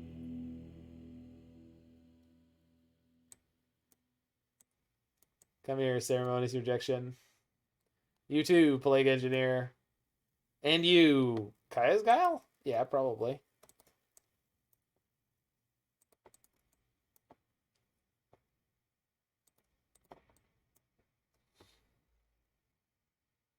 Oh no, it's no problem. I just don't believe in jinxing, so you never need to worry about that crap.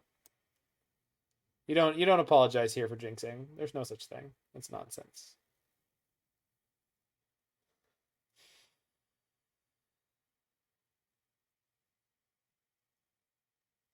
I think I would rather have Big Papa Tef than Plague Engineer. Although I think, well, yeah, no, I think the way I'm playing this deck and the way I want to play this deck, I think it just needs more lands. We have lots of stuff to do most of the time. I just need one or two more lands. Need to find a way to get them in here. Fatal Push is probably worth keeping, but maybe I'm wrong. Actually, if I can change it, I will. Just cut like 2. Yeah, it's fine. I'll probably be fine. Or not. Who knows? One lander? It's a pretty okay one lander, although the Batterskull in hand's not great. Yeah, we'll ship that. It's kind of better. No, this is a lot better. Much better.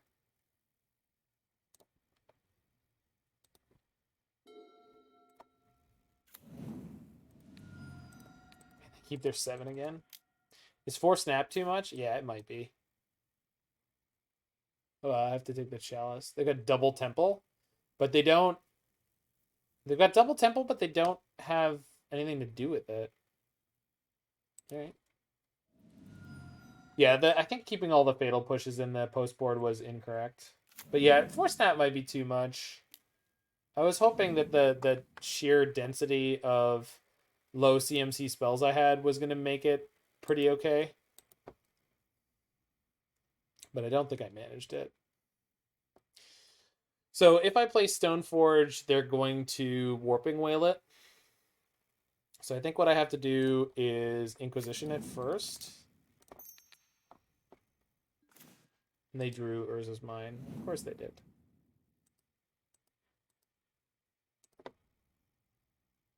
Okay. Well, shit. We're in huge trouble. Because this means they get up to 4 mana. By the time they would want to. Yeah, this is gonna be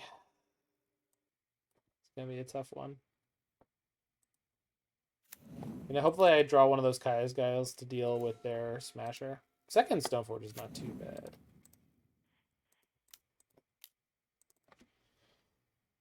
Is this a Batterskull kind of game?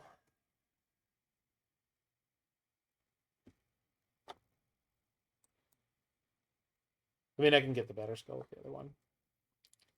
Sort of fire nice, yeah. Because I want to draw into Kaya's Guile and whatnot. Yeah, 4 snap might be too much. I was considering cutting it down to 3, but and just including more spells. But then you have to have a balance of some number of creatures. Although I guess the more spells I have, in theory, the more the Sedgemoor Witches theoretically have the opportunity to create pest tokens. Yeah. All right. So they're on 2/3 of drawn in hand, and they could play the Smasher right now. They don't play the Tron Land. They play Cavern instead. It's like they know I'm playing Ceremonious Rejection, even though they haven't seen one. They found another Warping Wail, and they play that instead of a Reality Smasher. That's damn it. I don't know what is happening with my computer tonight. It keeps snapping through weirdly. I wanted to sack this. It's not going to end up mattering, but I wanted to. They chose to Warping Wail my Stoneforge, though, rather than put in their Reality Smasher. I guess because they were assuming, and maybe correctly, that I already had the Batterskull in hand. So, and they do have Karn in hand. And this is like slows me down more than enough that it's not really relevant. They just play the Karn now, I would assume.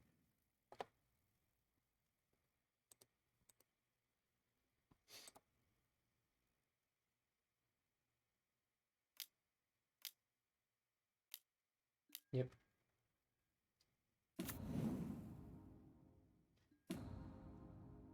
And they get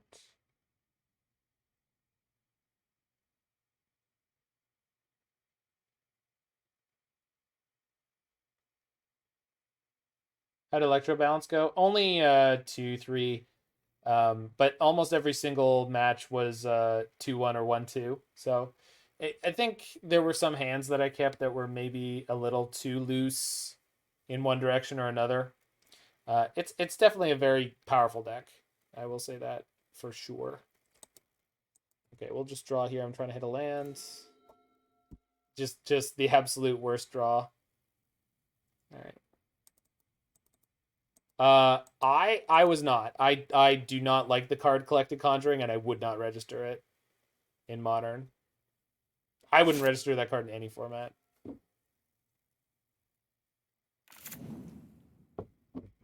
There was a version with Ren and 6 that had popped up, so I was playing that one. So they're gonna kill my land and play Reality Smasher. This seems fair. Yep. Resolves.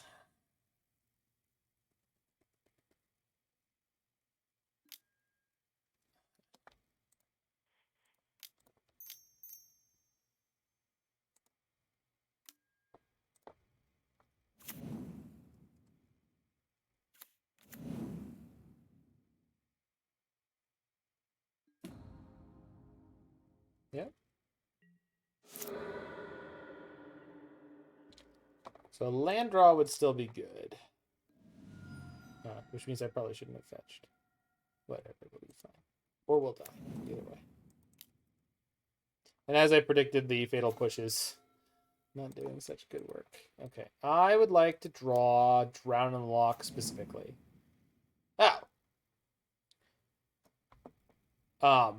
Well, that's awkward.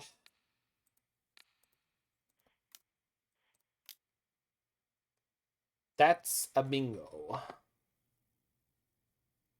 Think we're discarding Sword of Fire and Ice.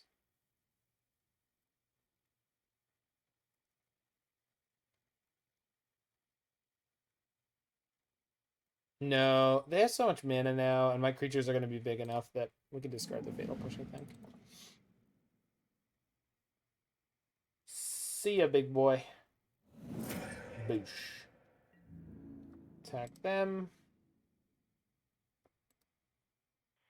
Attack Karen. Bye, Karen. Boosh. Don't let the door hit you on the way out.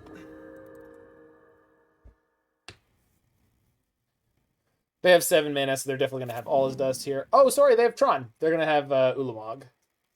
For no good reason. Remember when they expedition mapped several turns ago for the mine? Oh, alright, well, they're down to 1 card in hand. But they could get one of the draw lands they have access to. Yeah, it's alright, Blitz. I like the first effect. The second effect is something I'd rather ignore. As is my way.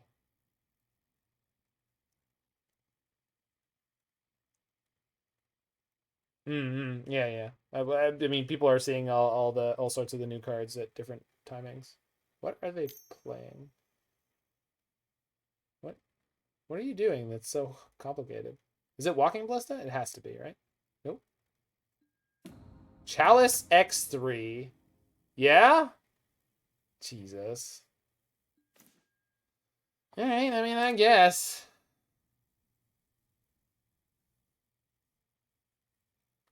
Holy shit. The other Drowned Loch. The other Drowned Loch. Islands. Sure. Wait a minute. Wait a minute. This is fine. Opponent, you're adorable. I like you. Yes, we can Stoneforge Mystic this hard's big to play. I don't know what they think they're doing there. Like, I don't. Did they have a specific plan for that, or like were they just? I don't know. Anyway, I'm not gonna worry about it. Did I tank my rating this hard? Like, I don't know. Plays the blast zone, goes end step. Sure. They have 1 card in hand, so I think I'm gonna Sword of Feast and Famine them, and then just play the other sword, or whatever I want. Oh yeah. Oh yeah. That's the draw right there. Yep. I don't know. Attack? Smash? Have I seen this? This! Don't worry, we're just going to poison him with this. Take it, Blitz. Feel the power. I had not seen this. Obsidian Charmaw. 5 mana, creature dragon, 4/4 flyer.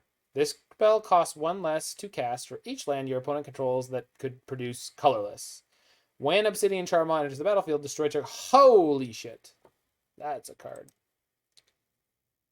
That's a card. Roy just likes to be thorough. Roy would do that to anyone every time. Blitz, you would definitely post dirty links. You would post links to a mill deck. Filthy.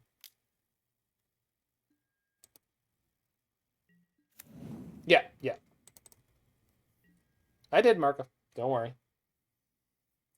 Filthy links. Deck centered around Imperial Recruiter? Probably at some point, Merrywinter. Probably at some point. They get to blow up both my swords. I mean, they're almost dead, so I'll take it. Maybe I should have waited on that blast zone before putting in the second sword. I mean, they're mostly dead, so I'm not going to worry about it too much. Oh, crap. Right. They still have a Cavernous Souls. All right, you can take my card because I have Claim to Dust.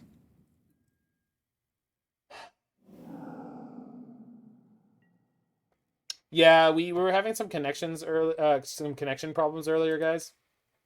So I may be a bit delayed compared to all of you. I apologize for any awkwardness in the chat, etc. This has happened before. I don't realistically think there's anything I can do about it. If there was, I would.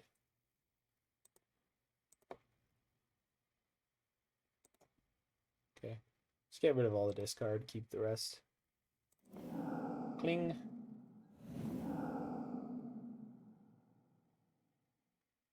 I guess I just moved the Batterskull over to the Stoneforge now.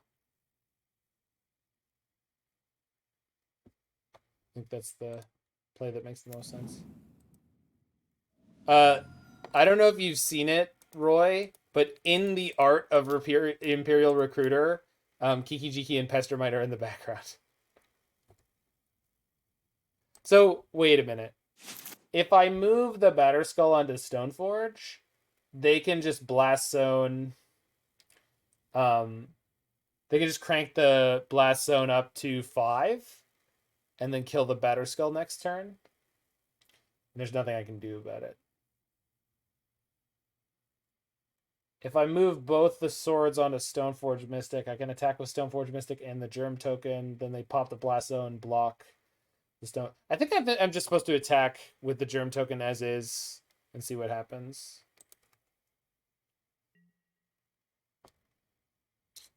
Offer the yeah, I'm offering the Germ token though, because this stops them from having any way in which they can beat the Batterskull.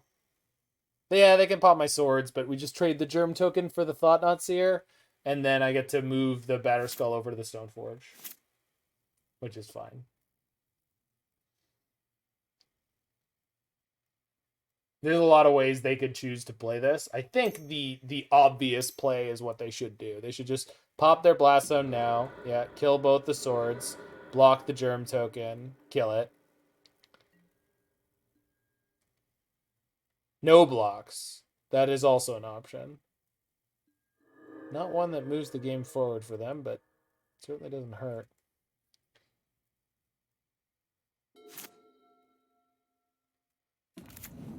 They found Blast Zone. Yeah? Is that, well, we can at least force the trade this turn before they blow up my Batterskull.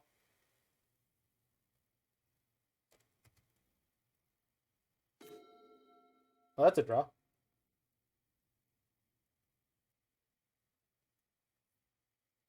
Well, I could have forced the trade. No, wait, I just killed them. Duh. Zach, come on. Get your stuff together. Jace the Mind Sculptor. Poing! Alright, got him.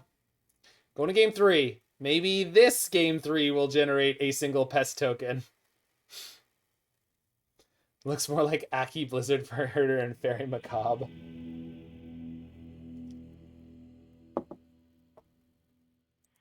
I think both are correct, Mark. They lose. They lose.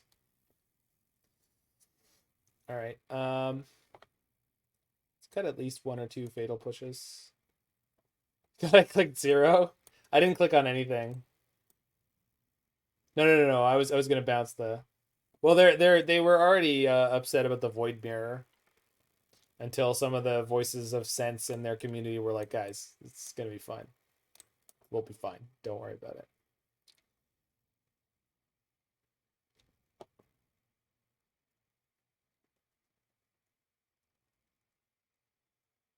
The card is good. I mean,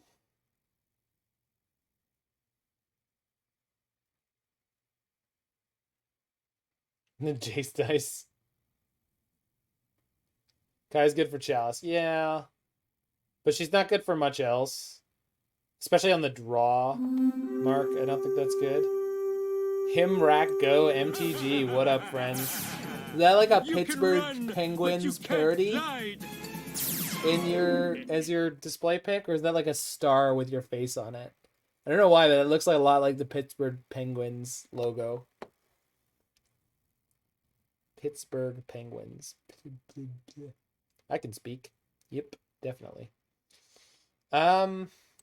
Yeah, let's keep one more of the fatal pushes than that, but get Teferi in here to bounce a Chalice if I need to. But it also bounces TKS, Reality Smasher. The freaking Cavern came down in a brutal place. Anyway, we are playing Esper Witchblade here, and it has been... Love the cam border. Thank you. Night's going pretty good. I played Electro Balance with Ren and 6 to a 2-3, but it was a lot of good matches, a lot of tough breaks. Yeah, I think I'll keep this. It's not great, but I'll keep it. Turn one map. And then this deck has been going shockingly well, although it's taking forever. A lot of our opponents are super slow.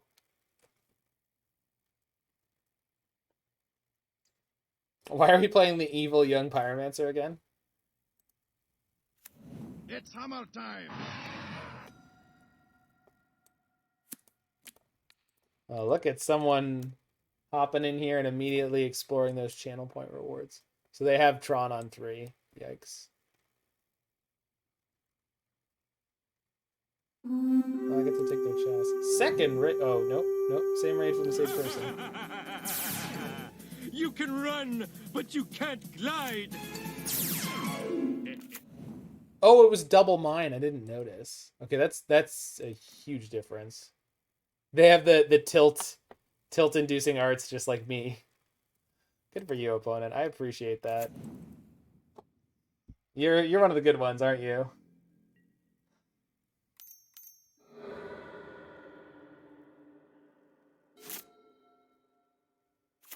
Ah, right. I forgot about that line. Okay. Am I supposed to Brazen Borrower this? I think I am. Hey, thanks for the bits, DXDJ437. Mm-hmm. I found a penny!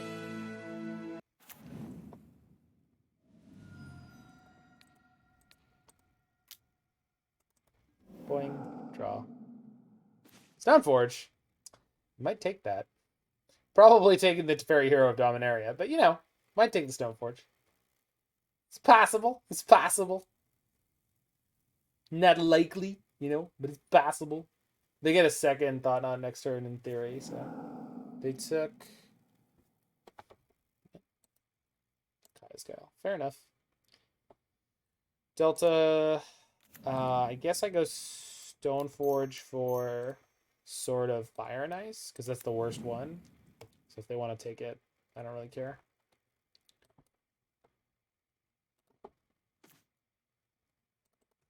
There's like a reasonable chance they take Teferi Hero of Dominaria or some such. They do have all his dust on the way in, so. Don't necessarily have any other lands, though.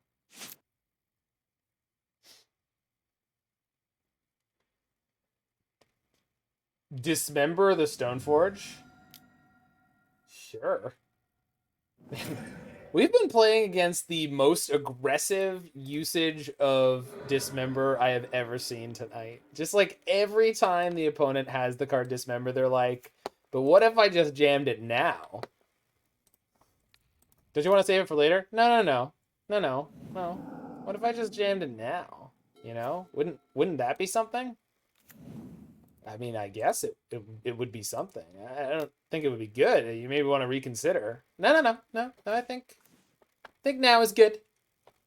I don't think I need you to tell me how to play my game. All right. Well, their hand is terrifying. All's Dust, Ulamog, Karn. We don't have the fourth land yet, though. So, Brazen Borrower is okay against Karn. So, we'll see where we end up here. If they Karn and plus, I can petty theft the Karn. Just didn't hit the land, huh? Good. Like that. That's a good look, opponent. Yeah, that's why I put the Brazen Borrowers in the list. Also, they exist as spells for our girl. Although, not that that's come up yet.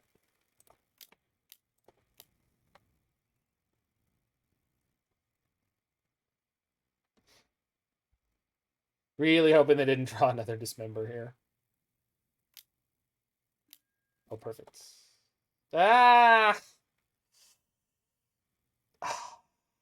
Can I afford to do this? Because if they draw their next land, they get to play a Karn here.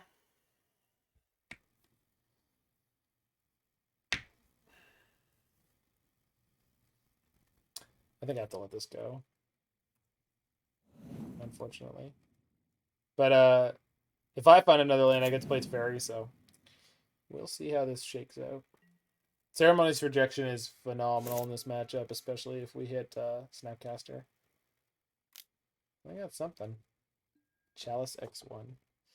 That I do have to counter. I guess I didn't because I could Brazen Borrower it, but yeah, the way that actually works out for me is not.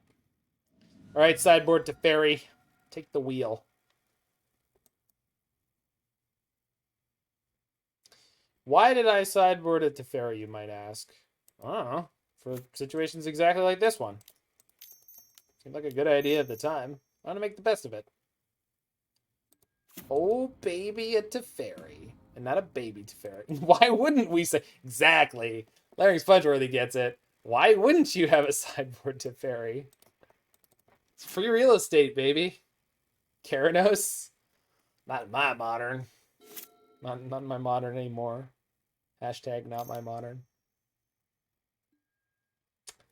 Oh no, guys. Matter Reshaper! The most terrifying of all Eldrazi threats. Petty Theft. Poing. You want to play Gideon Allies Zendikar? You can. I don't think it's as good as the Planeswalkers I registered, but it is a card you can play. Like, don't let me dim your sparkle, friend. Like, you want to play Ally of Zendikar? Play Ally of Zendikar. One Ally of Zendikar in the main deck is not going to be horrifically detrimental to the plan or anything. It's fine. You could play it instead of the Jace. You could play it instead of one of the Teferi 3s. Again, the main deck of this is not even like the final best, most ultra competitive version. There are more options for this deck. I hopefully some I've listed as we've been playing, but okay, well that's gonna resolve. What will you do with it, opponent? How will you choose? Yeah, that's cute.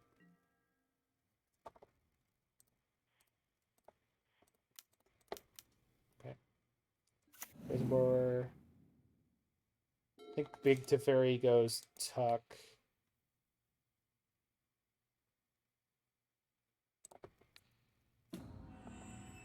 Quip.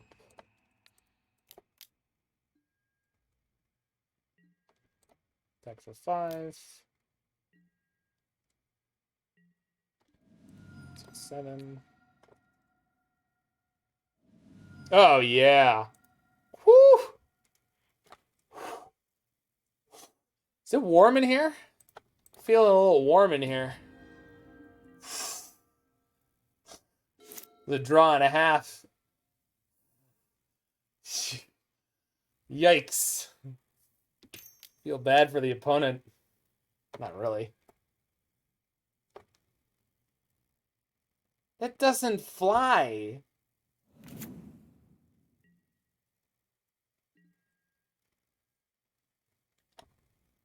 Okay. So you've chosen death. Very well. Far be it for me to deny you the death you demand.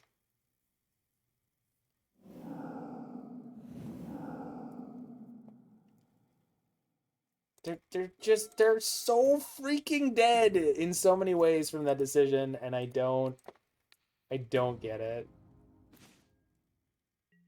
But I'll support you. Man, I could have gone Stoneforge into sort of Feast and Famine here, I bet. You know what you've signed up for when you play Etron? I guess. I'm not sure this is exactly what they think they volunteered for. Not like this. We missed lethal? I know we did Blitz.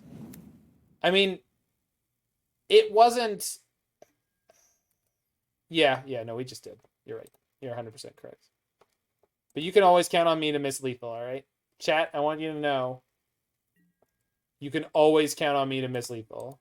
The thing is, I just don't need to care because even though they have an All Is Dust in their hand, we have both a Drown in the Loch that is live to counter the All Is Dust and Snap Ceremonious. So yeah, you're right, Blitz. You're 100% right, and that is definitely continues to be a large flaw of me. I can do it well in decks that I'm good at, most of the time. But all right, we're slogging our way through this. It's fantastic donation deck concept from Mark. So.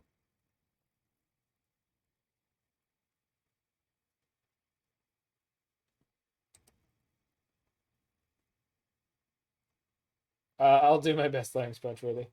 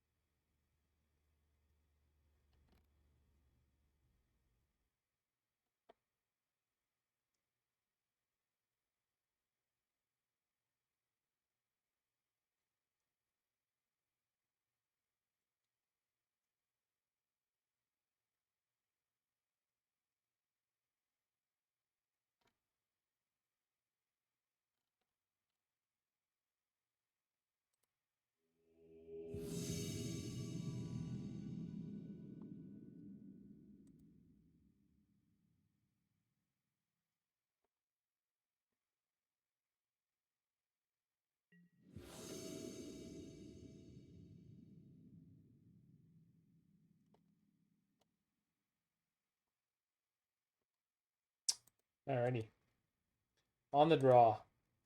Excellent.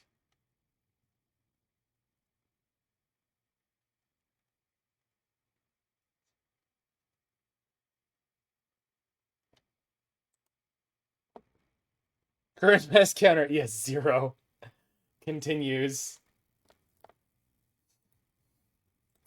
But the Esper Stoneblade win rate is currently 100%. Like, am I supposed to be mad or happy?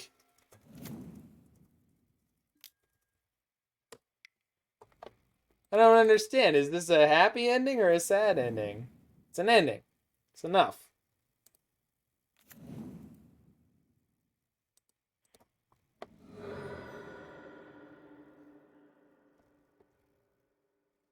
This is Bant Stoneblade. We're finally going to get our first usage out of Plague Engineer on the sideboard, I think. And I, for one, welcome our carrier overlords. What do you got? Spell Queller and... oh, it's Bant Spirits. Well... yeah, this card's bad again. I guess I'm taking the Queller. Aha! They don't have a Moorland Haunt yet. We might be the first salvo in the Moorland Haunt game. Of course, I don't have any creatures yet, but I'm not worried about that. No, second noble. Well, they've got a 4/4 attacking me next turn. So let's draw a Fatal Push. That is very much not a Fatal Push.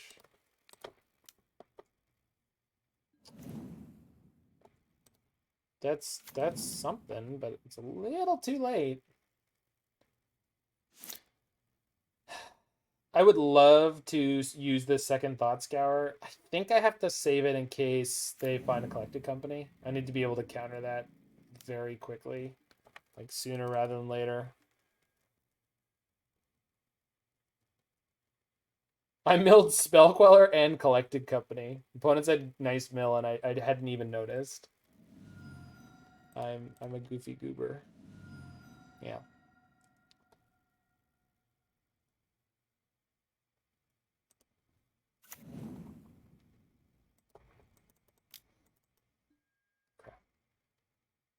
Crap. I set up my mana really badly here. Yeah. So this should have been a blue land, and this should fetch a plains. Because the Hallowed Fountain's in my hand, the stupid art, I didn't understand what I was looking at. Not that I want to blame crappy crap for why I made mistakes. Alright. So we'll just play the Marsh Flats. If I don't have to take damage, I won't. Play Stoneforge. Draw a card. Sure. Another Spell Queller? Okay. Don't worry, opponent. I'm not going to go and get...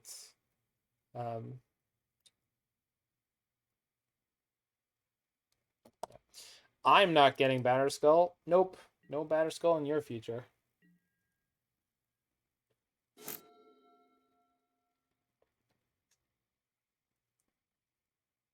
So in theory, Batterskull will be able to come in just at the nick of time. I was really hoping I wouldn't have to fetch Shock here. So I'm down 2 life from where I should be, which may end up being a problem. We shall see. Boop. Right on the nose. Crap. Not crap. Okay, good. Yep. Take my 4.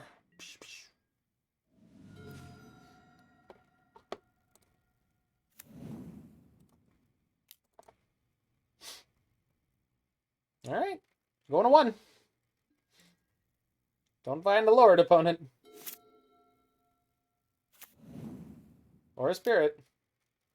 Okay, find a collected company. I want you to collect a company. I know I milled 1, but you could have another.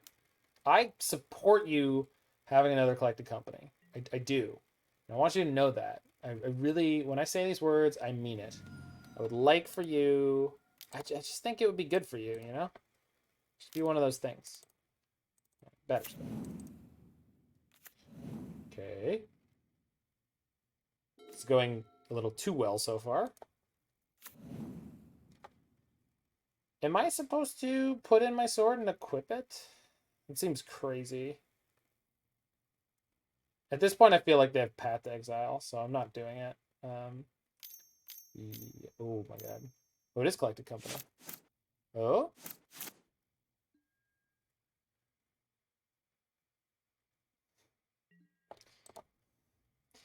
Okay, I'll attack first. Aha! Now you got me. Oh, no. Were they just messing with me? Well played, opponent. Well played. So we're still at Virtual 1, which is, you know, super fun. The best. Tremendous.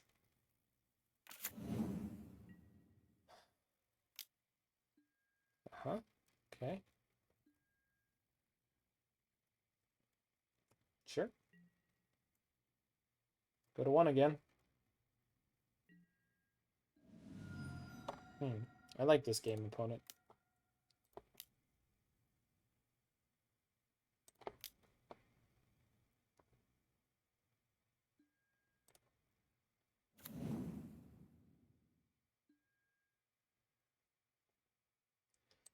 can't play the Force of Negation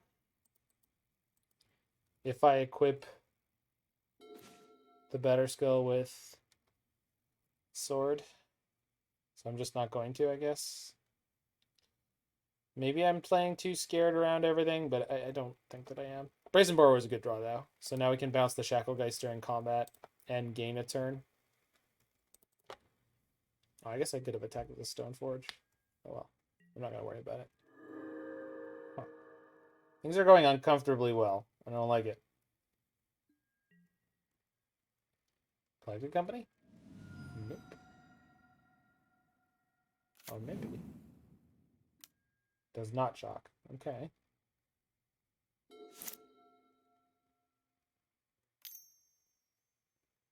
Lord? Aether File. You got it. That doesn't bother me none. Okay, before you get any bigger, let's just get out of here. Hey, hey. I'm walking here. I mean, I'm not. It's a Batterskull, so he's like a little germ riding on a big spiny worm thing. But, you know, I'm walking here.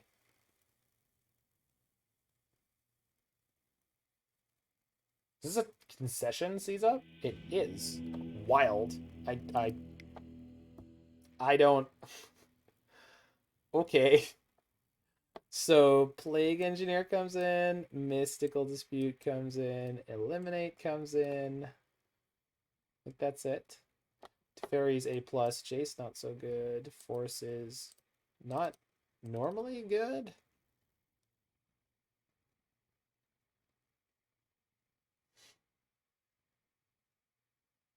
Stop checking Twitter while you're streaming. Blitz, if people are referencing things on Twitter, I'm gonna check it. I have to. It's just good.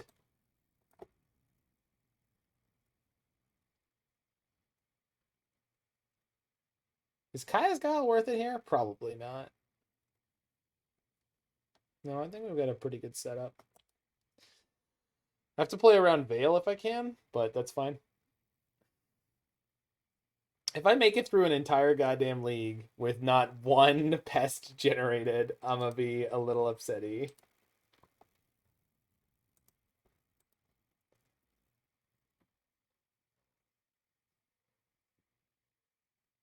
So I think this deck is reasonably well set up to do the thing. It's just not doing it.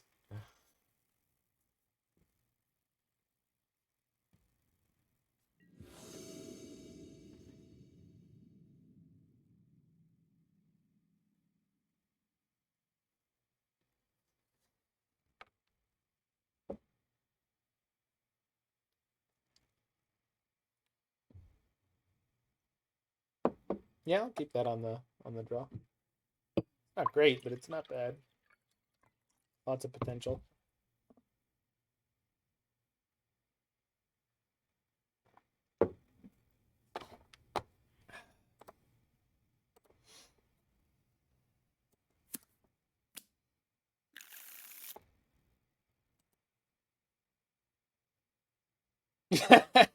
it really has been. Ha ha, I made you care about Sedgemoor Witch. Oh no! Mausoleum Wanderer. Larry, hardcore, but why? Used to open for the California Raisins on their 89 tour. These days, the only dancing fruits that kids want to see are the Backstreet Boys. Still a good joke. Still a good joke.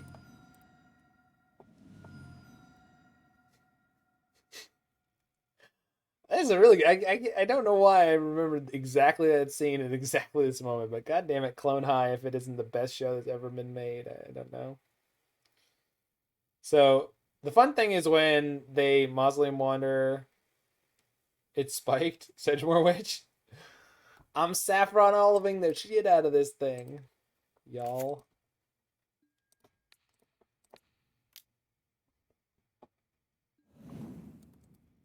Shacklegeist and Rattlechains milled. neither of those were lands. So that was actually good for them that I milled those. Okay. So they're definitely going to counter the Drowned Loch, I assume. But that means I get to play the Teferi next turn, and that might just be the game at that point. We'll see.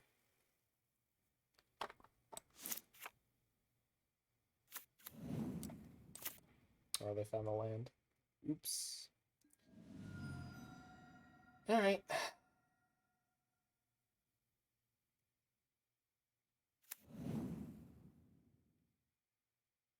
Not Supreme Phantom, please.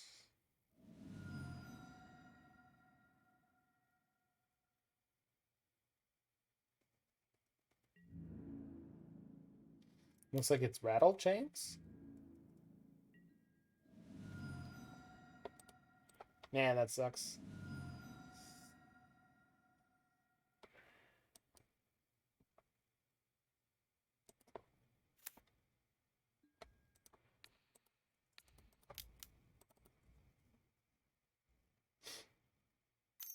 Yep. God, I hate that card. Let's just top deck our one of Plague Engineer and just end them. That was not it.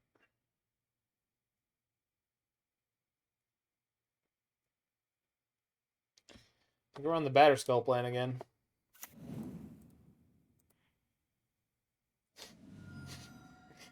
Chains have been thoroughly rattled. Absolutely.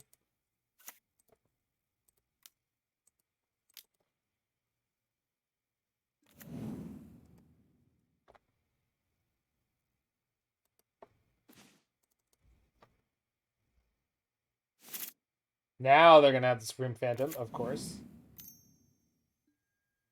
Jesus. All right. Taking at least 6 here. Oh, no. No. More.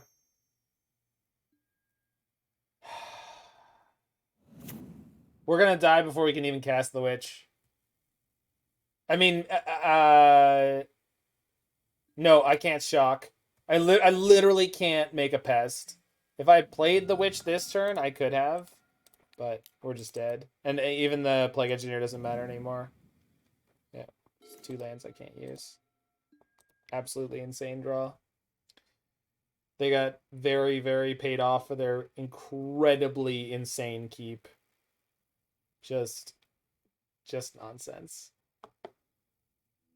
I would never have kept that hand in a million years, but good for them. All right.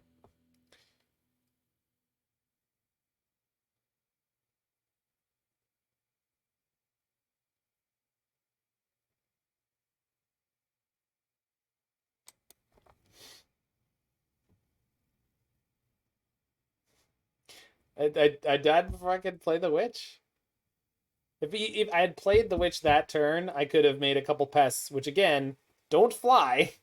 So, like, just not relevant. I guess I could have Kaya in the matchup, but if they have Mausoleum Wanderers, exiling them just doesn't seem that good. Jeez, really? Oof. Yeah, alright. It's actually a pretty good hand. Yeah. That's, yeah. Gato Gelato knows what's up. 400 IQ poker players are all I ever play against. It's actually, the rest of this league has been really soft. So, that's surely not accurate. I would like to draw a Fatal Push in this matchup, finally. Like, we have 4 of them. Be great. Hey! Man, I've been doing that a lot tonight. I am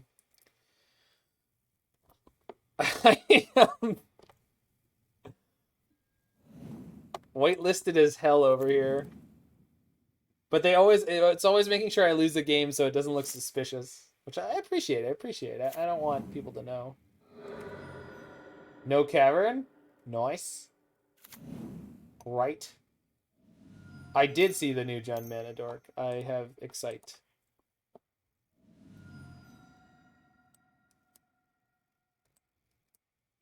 Manifest Destiny. That's a name.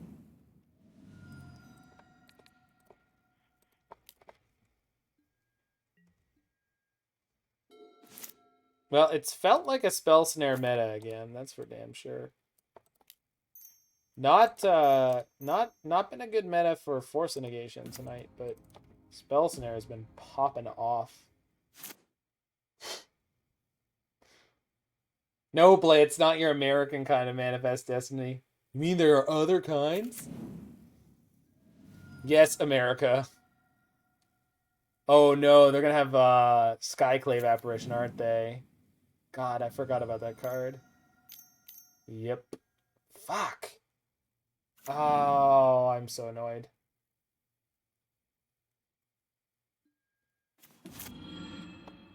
Yeah, Spell Snare is definitely fine. God, I should have drawn the card. I wasn't expecting to play some creature I could bounce.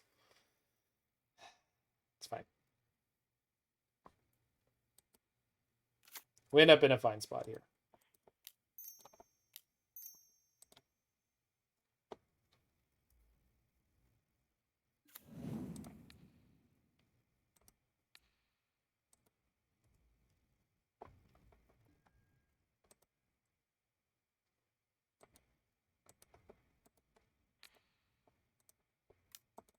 Bing. All right. All right. Let's draw Stoneforge next.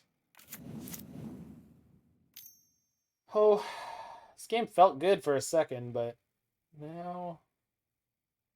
Yes, you can in fact bounce that creature. I meant with that Teferi, not some future speculative Teferi that I have yet to draw. No. Fuck. Okay. How bad is it? Put one creature into play, please. Nah. Alright. Shit. Oh my god. I feel like I'm missing a stop. Is it that one? Might be. Yeah, I was meant to cling at the end of their turn, but I'm missing a stop. No, wait. Okay. I need the company. Okay, not what I wanted to hit. More removal, please. Okay, that does not qualify as more removal, but okay. I guess I'll hit him for 3. Oh, no, I probably just attack with both because if they have a Lord coming in, they won't want to block, and I should push whatever damage I can get right now. Yeah, you swing both. Yeah, I got there, Blitz. I got there. Yeah. That's the block I didn't want to see, but that's fine.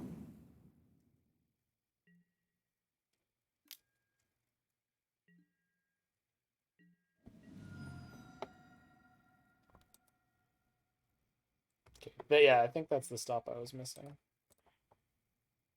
Or it's just the way the client's been jaggering out. Client's got some moves. Well, now that's something. I don't know how good it is, but it's definitely something. So we've got Cling and then Snap Cling. Could be big money. They're going to have end of turn Drogskull, aren't they? No, because if they did, wouldn't they have played it to push the damage? Well, I don't know. No. End of turn, nothing. Crazy.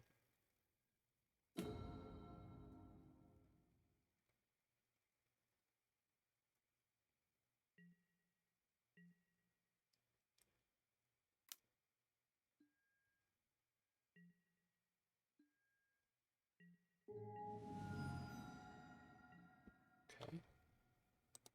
Cling.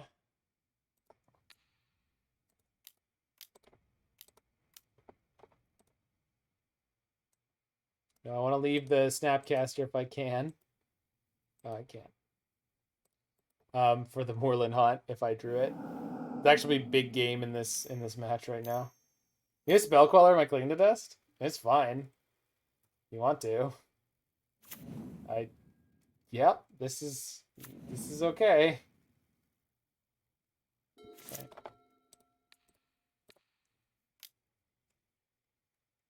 Not much of a plan, but I guess they've stopped me from continuing to do that.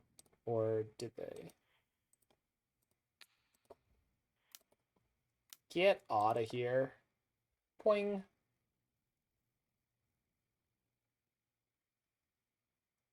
I'd like my spell back, please.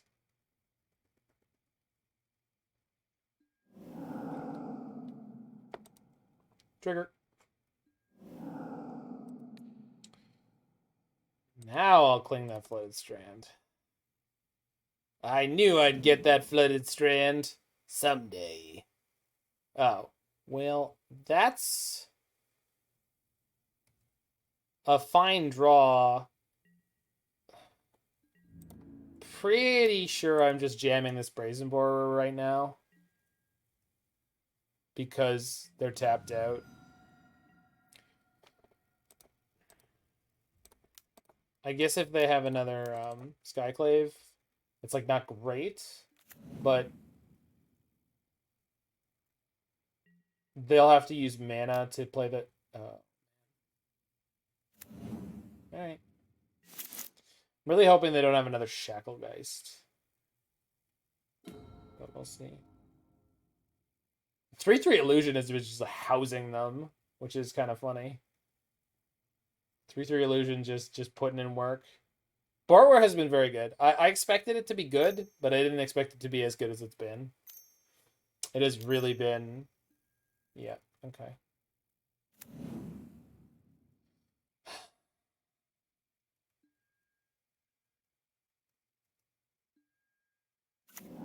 They have a Violon too. Scary. Okay. I know one of the two cards in their hand is Spell Queller. I can Inquisition before I make any other choices, but this is getting hairy. Jeez. Alright. What am I working with? What do you got? Anything fun? Anything deadly? What are we doing here? Woo!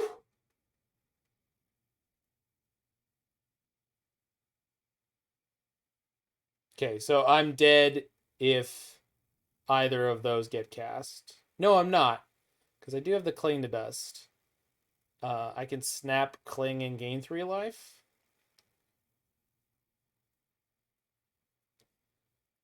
So, how greedy do I think they will get? Aether Vial means they have 2 draws plus the Horizon Canopy.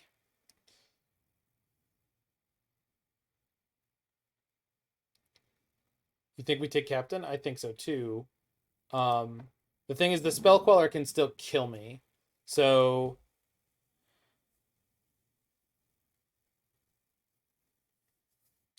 the Spell Queller still puts lethal into play. So...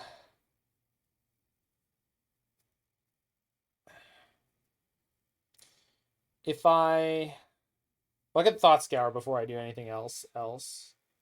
If I draw Fatal Push, can block Apparition. Well, sure, but attacking puts them to 1, which I'm pretty incentivized to do. I think I should be attacking here, but I think I should Thought Scour first.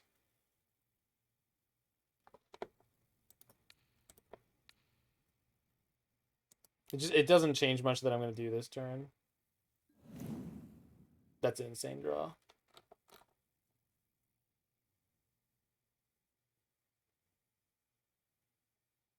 Okay.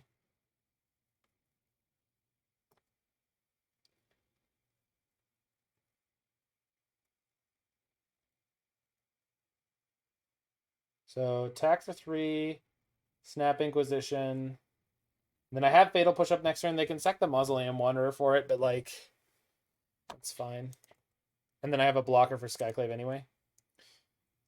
Push, snap, push. I mean, the Mausoleum Wonder can sack to prevent the second one, so... Yeah. But that is a good option. You're right. Then they have a pretty stranded Spell Queller. Yeah, they're going to 1? Alright. So they've got a 2-2 and a 2-3.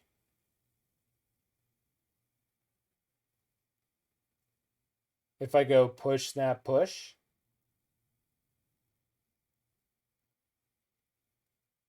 I'm at 6, they're at 1, and I've got the Cling. And they have to play the Queller. Yeah. Yeah, making them play the Queller seems better than taking it out of their hand. Yeah. That's what we're going to do.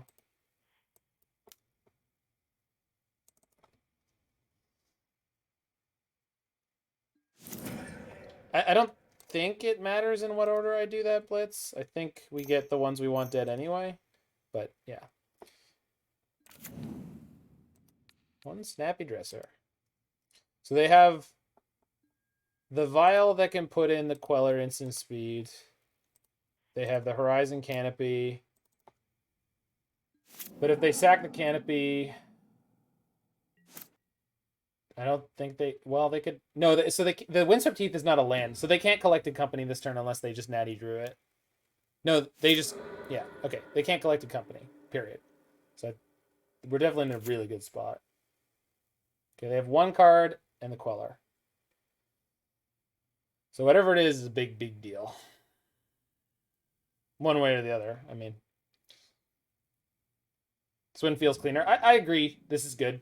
This is very good. Well, the most important thing about it, Blitz, though, is because if they want the Queller, they have to use a resource to get it in, right? They don't just get to use all their mana for whatever they want. They have to deploy the Queller, which takes some amount of energy, some amount of effort for them to do.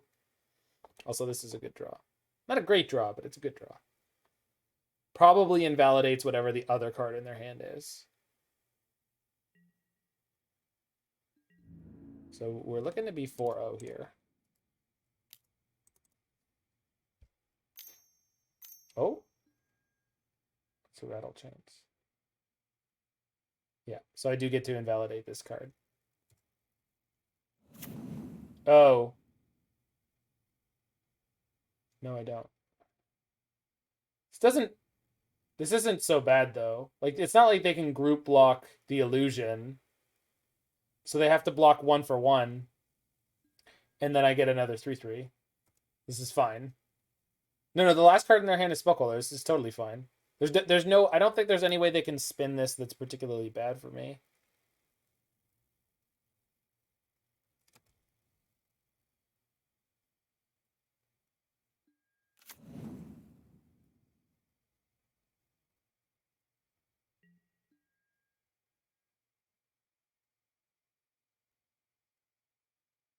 This is fine. Yeah, there's no good block for them here.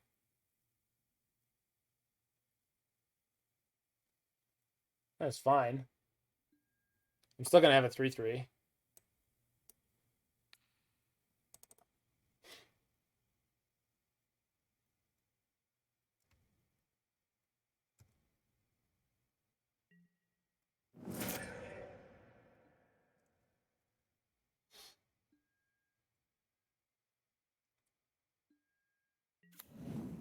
Do I want to play the Cling now? Yeah, probably.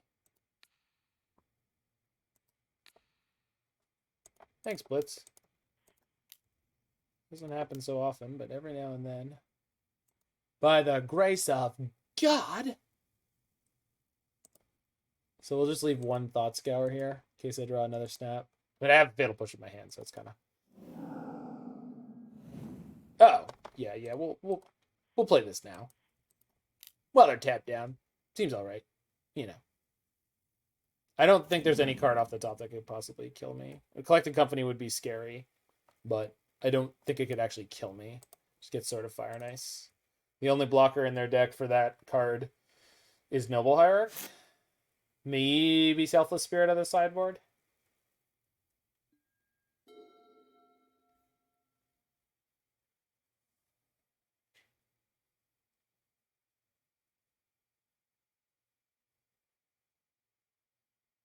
Skyclave would be bad, I guess. Oh, can block, yeah. Not particularly profitably, but I could. Got him. All right. What do I think of Suspend? It looks fine. To answer your next question, I think it would be all right card for control. All right, 1 second. This league is the nuts.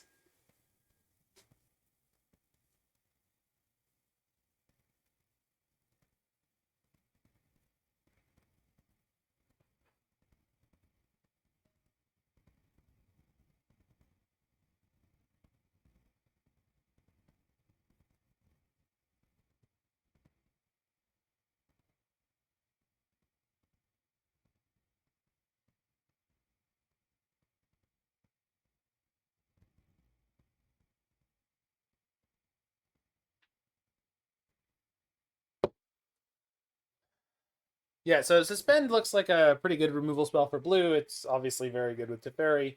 And then Subtlety is something else. I mean, I just don't think we're going to be able to get a good feel on Subtlety until it's actually getting played. I remember when Force of Negation came out and people just didn't know how to evaluate it at all. And even to this day, I sometimes find the way the meta is set up, it's really hard to evaluate. Mono red aggro. Maybe we'll get to generate pests and maybe they'll be awesome. Keep. Hand's not great, but it's not bad. Oh. Oh. Okay. Well. Yeah, alright.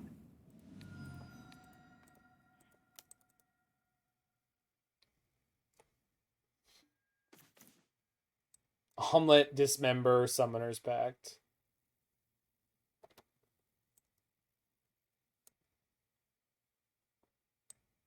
I have to take the amulet. Otherwise they have Titan on like 3. And I can't deal with Titan on 3 at the moment.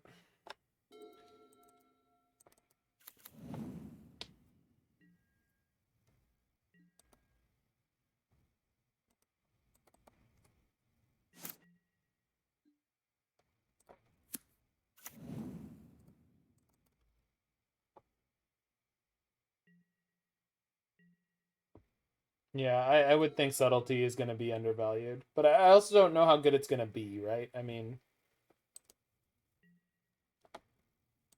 No, that's not the right stop. That is a hell of a draw, opponent. Okay. Don't do it. So there's a Titan next turn, huh? Okay.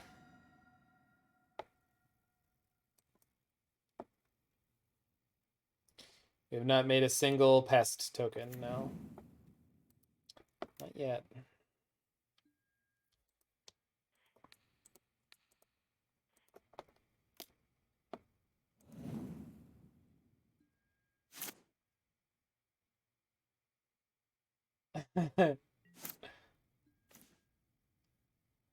That's awesome, Roy.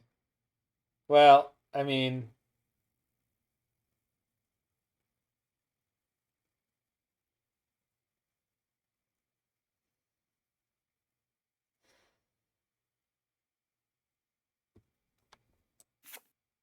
Yeah. They have Titan here, there's nothing I can do. So we found the good amulet player and we're going to die. But, Nope.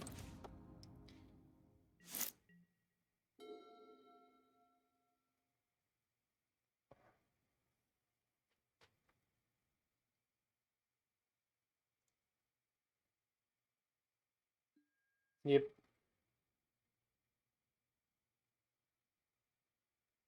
Pest check? Are you asking how many pets I've made? Because the pests I've made, because the answer is still 0.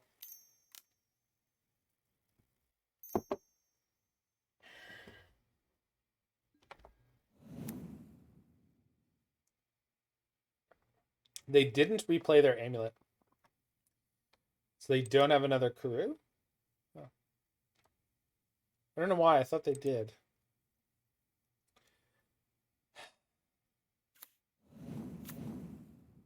Going Squad Titan.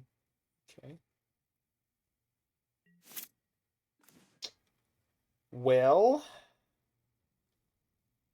you know what my plan is. Not the best plan, but this is all we got. Yeah, I think that I agree with you, Blitz.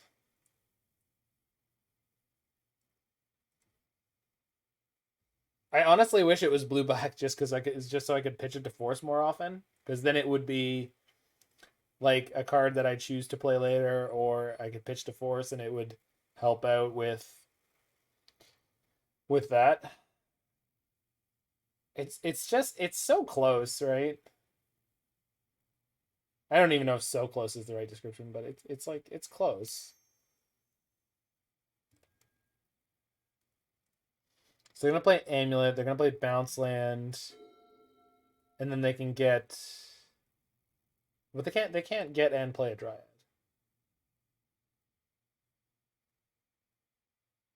Huh. Okay.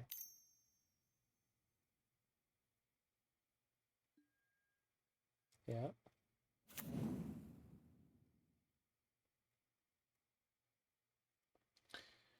So maybe Blitz, but I don't. The way that plays out in my mind is just no good.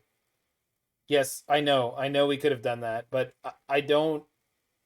They had another Summoner's Pact in their hand. What? God damn it!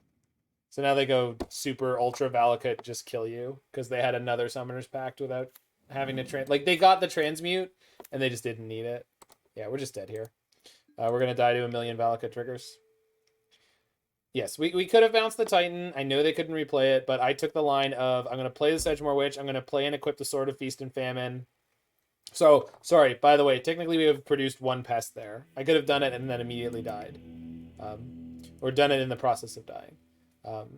I took the Sword of Feast and Famine line because I thought it was like potentially better than just time walking them and losing a turn later. That's probably wrong.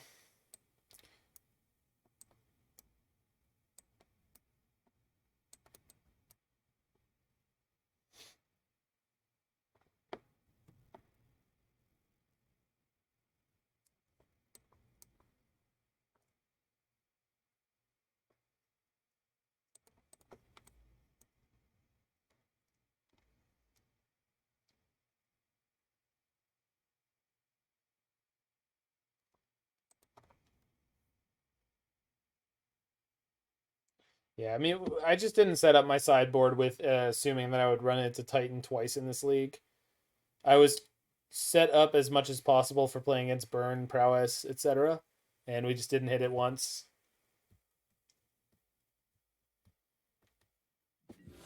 We beat the other Titan player, but they were inept. I think that's a kind enough word.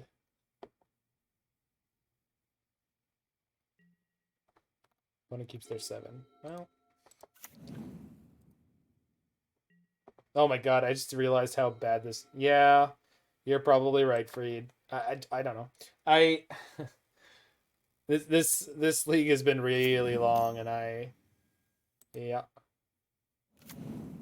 I've been waffling all over certain sideboarding decisions.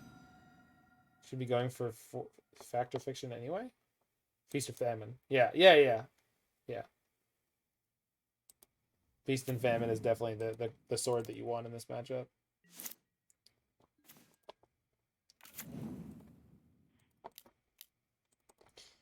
I don't even know if the Fire Ice is necessary. I just like it a lot. Like, I know a lot of people cut it for a while, and I think this is probably one of the decks where you should, because you're very squeezed on other slots already. They're just going to have one of these nutty Titan hands, aren't they? Second Amulet. Yeah. Wait, what? Nope. Not second Amulet. Okay. Oh, God. They only have 4 mana here. Nope, they only have 2 mana here.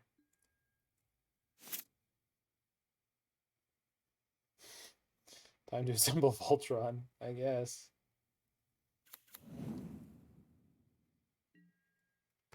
Well, they didn't do that much with that. Hey, Moorland Haunt came home. We'll just pass here. If I have to Thought Scour into Drown, we can do that. Yeah.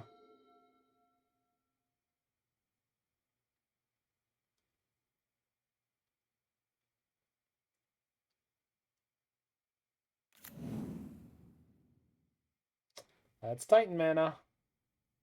Yay, we are gonna die. Probably.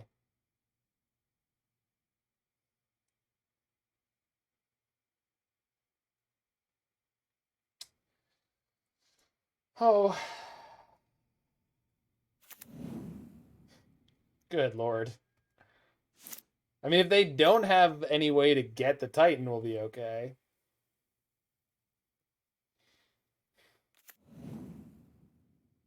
Oh my god. Please, Summoner's Pact. Oh, it's just a Dryad, huh? Alright. No, well, not yet they haven't, although they still could. No, no, they did not.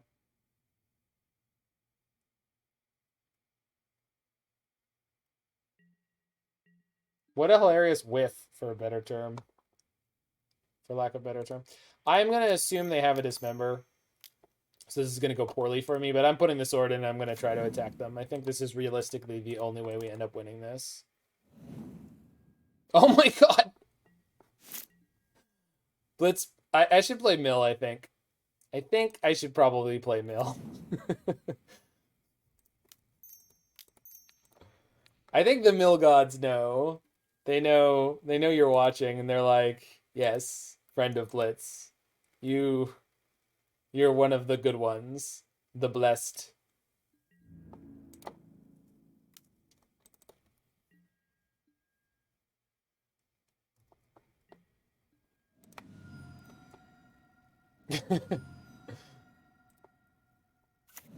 Yeah. Alright. So they discard now, and this means that Drown can kill the Dryad. And that's big game. If put Skull in, then the sword this turn. Didn't I do something that was relevant? Oh, yeah. But that plays really well. Yeah, I could have done that. You're probably right. I don't know why I did what I did, how I did it. I just tunnel visions. I don't play enough of these decks, and I was just like, yeah, I know what I'm doing. This thing. So hopefully this is Titan, and they go and get Valakut's. Oh, they're just sticking around, huh? Yeah, that's fine.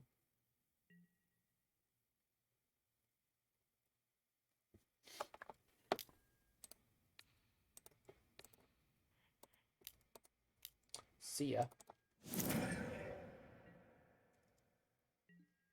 It's not for lulls. It prevented a lot of damage, and I want the Dryad dead anyway. I wouldn't say that's like just because it's funny. Are they scooping? No. I'm not. I can. You. I cannot have won this. You. There's no way. That is the most tilted player on the planet. You have so much mana. What are you doing? Yeah. No. Freed. There is no reason I should not have done the play that you suggested. There is no reason that I should not have done the play you suggested. One more time. There is no reason I should not have done the way that you should have suggested. Won the game with that Thought Scour. Kind of. I mean, I'm not going to count it that way, but yes. Yeah. Let's get these forces back instead of Fire and Ice and the A Fatal Push. And I think I want to eliminate. No, they're not. They're not salting off. They're good. I would tell you guys if they're assaulting in chat. But anyway, yeah, I definitely should have. You kind of want to cut a Witch or Jace. I kind of like Jace. There's been games against Titan where it's like sometimes it just kind of goes sideways, and then you just draw a Jace, and you're like, all right, brainstorm per turn. It's a pretty good way of drawing into the interaction. Not in this hand though. Opponent keeps their. God damn it! Why did they have to keep their 7? Yeah, I'm not keeping that. This I'll keep. Yeah, I definitely think I should cut a Witch multiple matches. There, I should have cut the Witch. I probably should cut all the matches in this, all the Witches in this matchup. I think that would probably be objectively correct to do, but it just feels weird and silly. Mentor triggers off walkers and equipment. Well, Mentor's a lot worse of a creature though. I have been constantly disappointed by Mentor, and I have been considerably less disappointed by Witch. The thing is, the fail case of Witch for me is that it's just like really, like a really reasonable creature, and I like that a lot. Like, I value that a very large amount. That Witch is a 3/2 menace, and like, there's just been a lot of matchups where that's just not a joke. It's really good. The fact that she's just a 3/2 menace is just, she's just a brick house. And the fact that they have to lose 3 life to just target her is super, super relevant. And just the non-stop cavern, huh? Yep. You got it. Well, we've got petty theft here. Amulet was on top. Oh! It was underneath the Bajuka Bog, but yeah.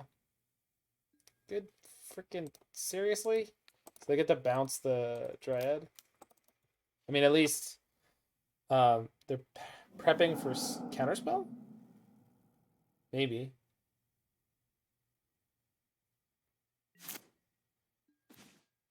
Jesus. No.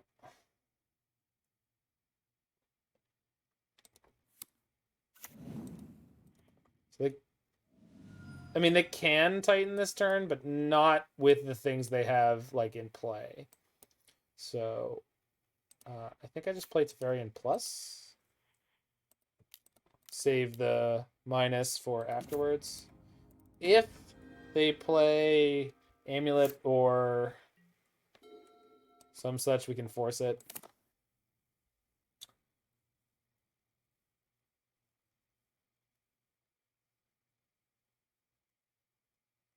Can't do anything about the Dryad, but there's no way they can get a Valakut online. I really hope they were hoping that that was coming in untapped.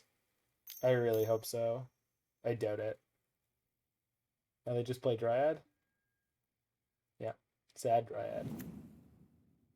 He gives them the actual land drop, but Ghost Quarter, sure. Yep. It's a sad Dryad. They still have the Cavern, so they can play a Titan this turn. An uncounterable Titan this turn. Snap Thought Scour. That's probably unbeatable. Yeah, Aether Gust is something we should definitely have in this deck list. I just don't. Alright.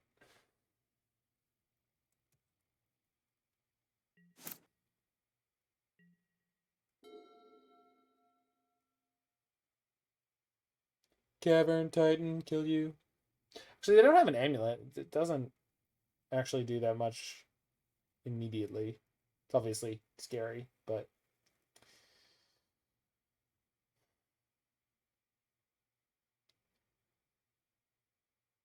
not in that immediately lethal kind of way. It's more the delayed blast lethal. Like a good fireball.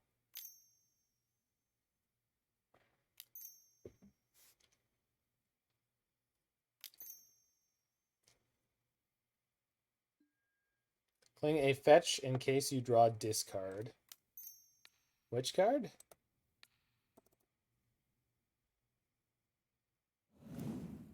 Nope, just fairies all the way down.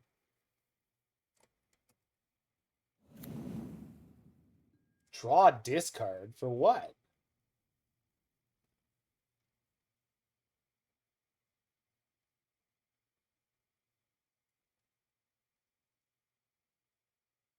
Oh, you're delayed. Yeah, and the chat is more delayed than it's been in a while. Yeah, I should have done that.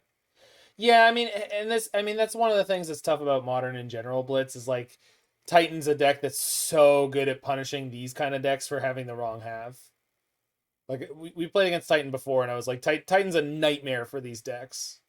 The Titan grind plan, which they're currently on, it's unassailable. You can't. You have to be just super lucky if they take some really weird line and punt and die. It's just too much value, and the Titans are very difficult. Like, every Titan is actually quite difficult to kill. So, it's not super reasonable. It's like Fatal Push is like, okay, like, you have to play Fatal Pushes because of prowess, but Titan's just like, okay, guess I will exploit this gap in the metagame. And like, they've set themselves up with 1, 2, 3, 4, 5, 6, 7, 8, 9, 10 mana. They can play Dryad plus more mana next turn and just replay the Titan if I play another Teferi to bounce it. Or they just get to attack with it. I don't know. I very much feel like I would like to concede this. You know, we got up to this point. We were battling for the 5-0. I'm not going to. I'm just saying, like, I think I'm just dead. There's just no way. I can't imagine what my out is. I don't even have Revolt for this Fatal Push on a Dryad if they go for some Valakut line. I can't punish them for it. I will just die. Maybe they'll kill the Brazen Borrower first? Maybe they'll stack their triggers in a way where they kill the Brazen Borrower first and then they just die. But they should just put them all upstairs. There's no reason not to. But the sideboard is not built for this. It should be. It should have some Aether Gusts of some number. And we managed to make it to the end of the league with the pest count at literal 0, by the way. Because I don't think I'm generating any in this game.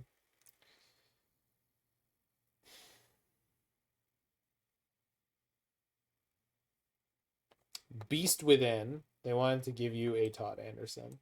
I don't quite understand, but I'm okay with it. I know who Todd Anderson is, but I don't know if he's made some semi-noteworthy misplay with Beast Within.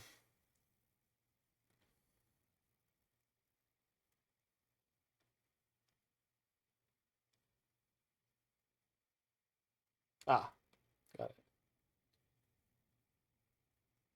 I'm assuming that's why there's a fairly well-known Titan player in my read area, and he did the same thing with his Beast tokens. His SCG player card.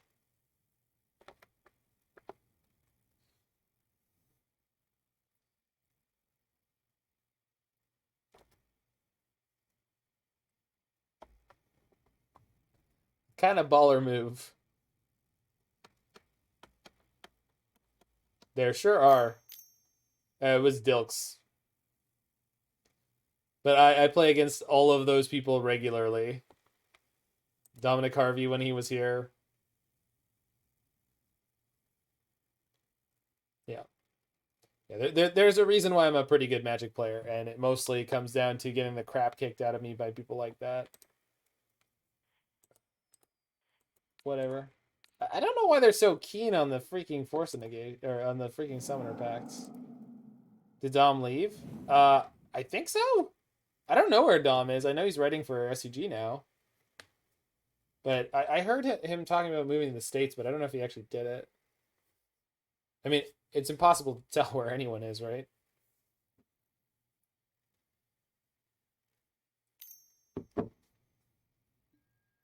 Not impossible, obviously. That's not what I mean, but... What is happening on their side of the battlefield? Like, what? Am I not dead? I should be dead.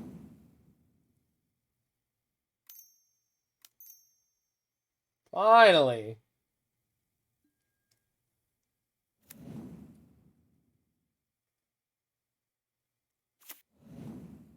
Ugh. Valakut in hand. Please kill the Brazen Borrower. Do it. You have to. You can't leave this alive. No, we're dead. Okay. It's fine. Yeah, we have an abysmal matchup there. I think probably the best way to play that matchup would be board out the witches, and board in like the big Teferi and things like Aether Gust, and just become a much more controlling build than this. Yeah, it was a very good run, especially considering how undeveloped this deck is. So I don't want to be that guy, but you can't play Sedgemoor Witch in this deck. It's just it just doesn't add anything to what this deck is trying to do. Maybe there is a deck that plays less, I don't know, good cards and could play the Sedgemoor Witch.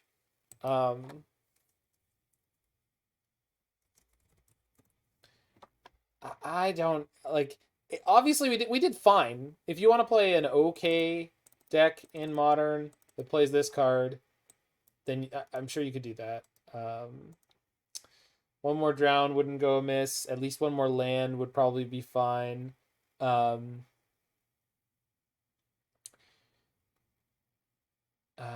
Sword of Fire and Ice doesn't need to be in the main deck. You get maybe more instants.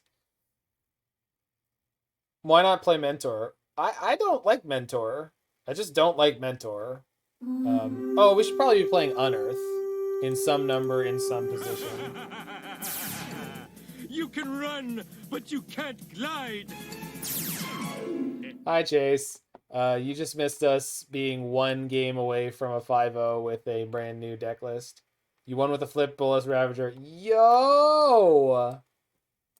So you're saying you had a good night.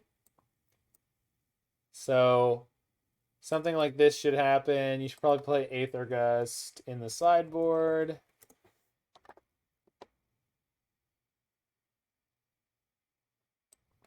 Yeah, I like the drowns in this league. Drown was A+.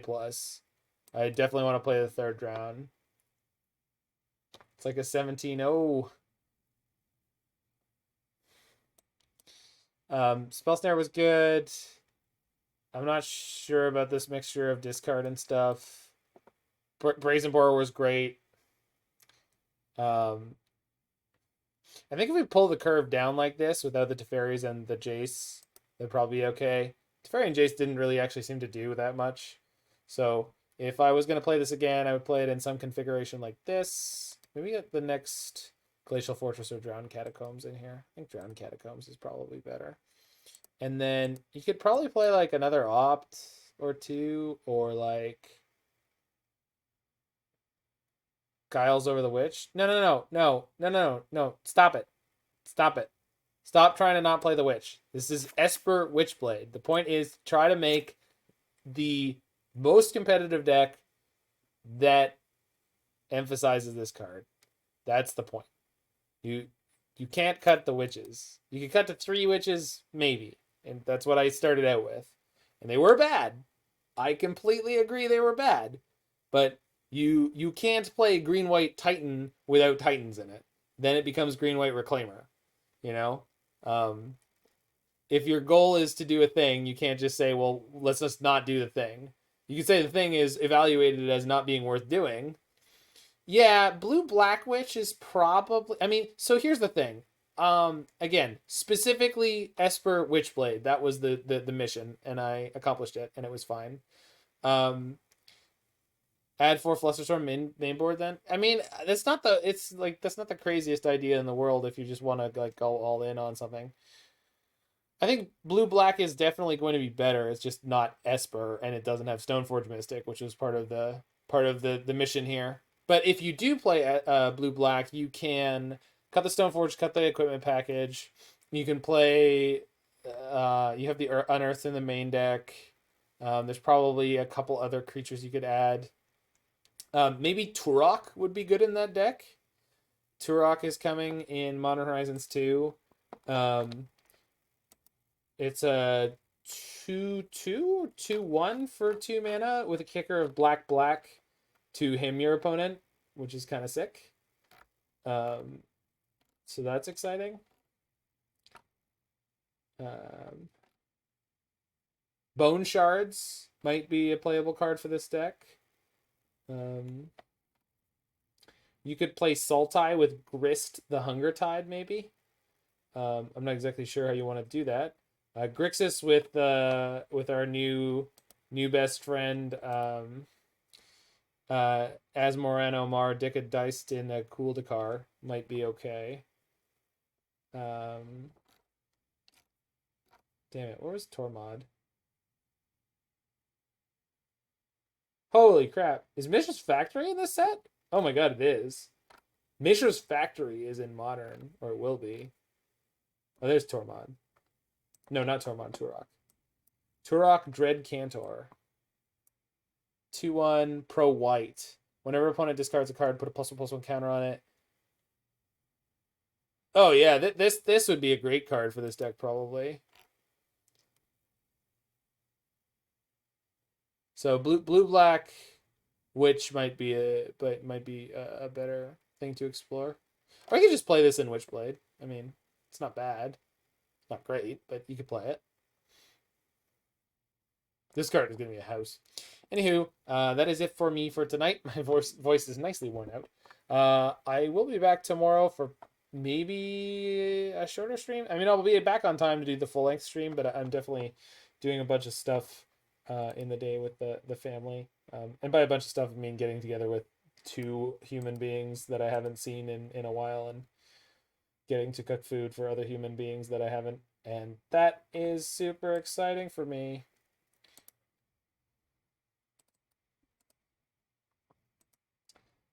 So that is it for tonight. If you are in the future on the YouTube watching this video, make sure you hit that like button, smash that subscribe button, check out any of my other videos you are interested in, and I will see you over there. Hopefully you've enjoyed this Esper Witchblade deck, and it is entirely possible for you to have your deck built or whatever you want around it by contributing to the Mana Symbol channel.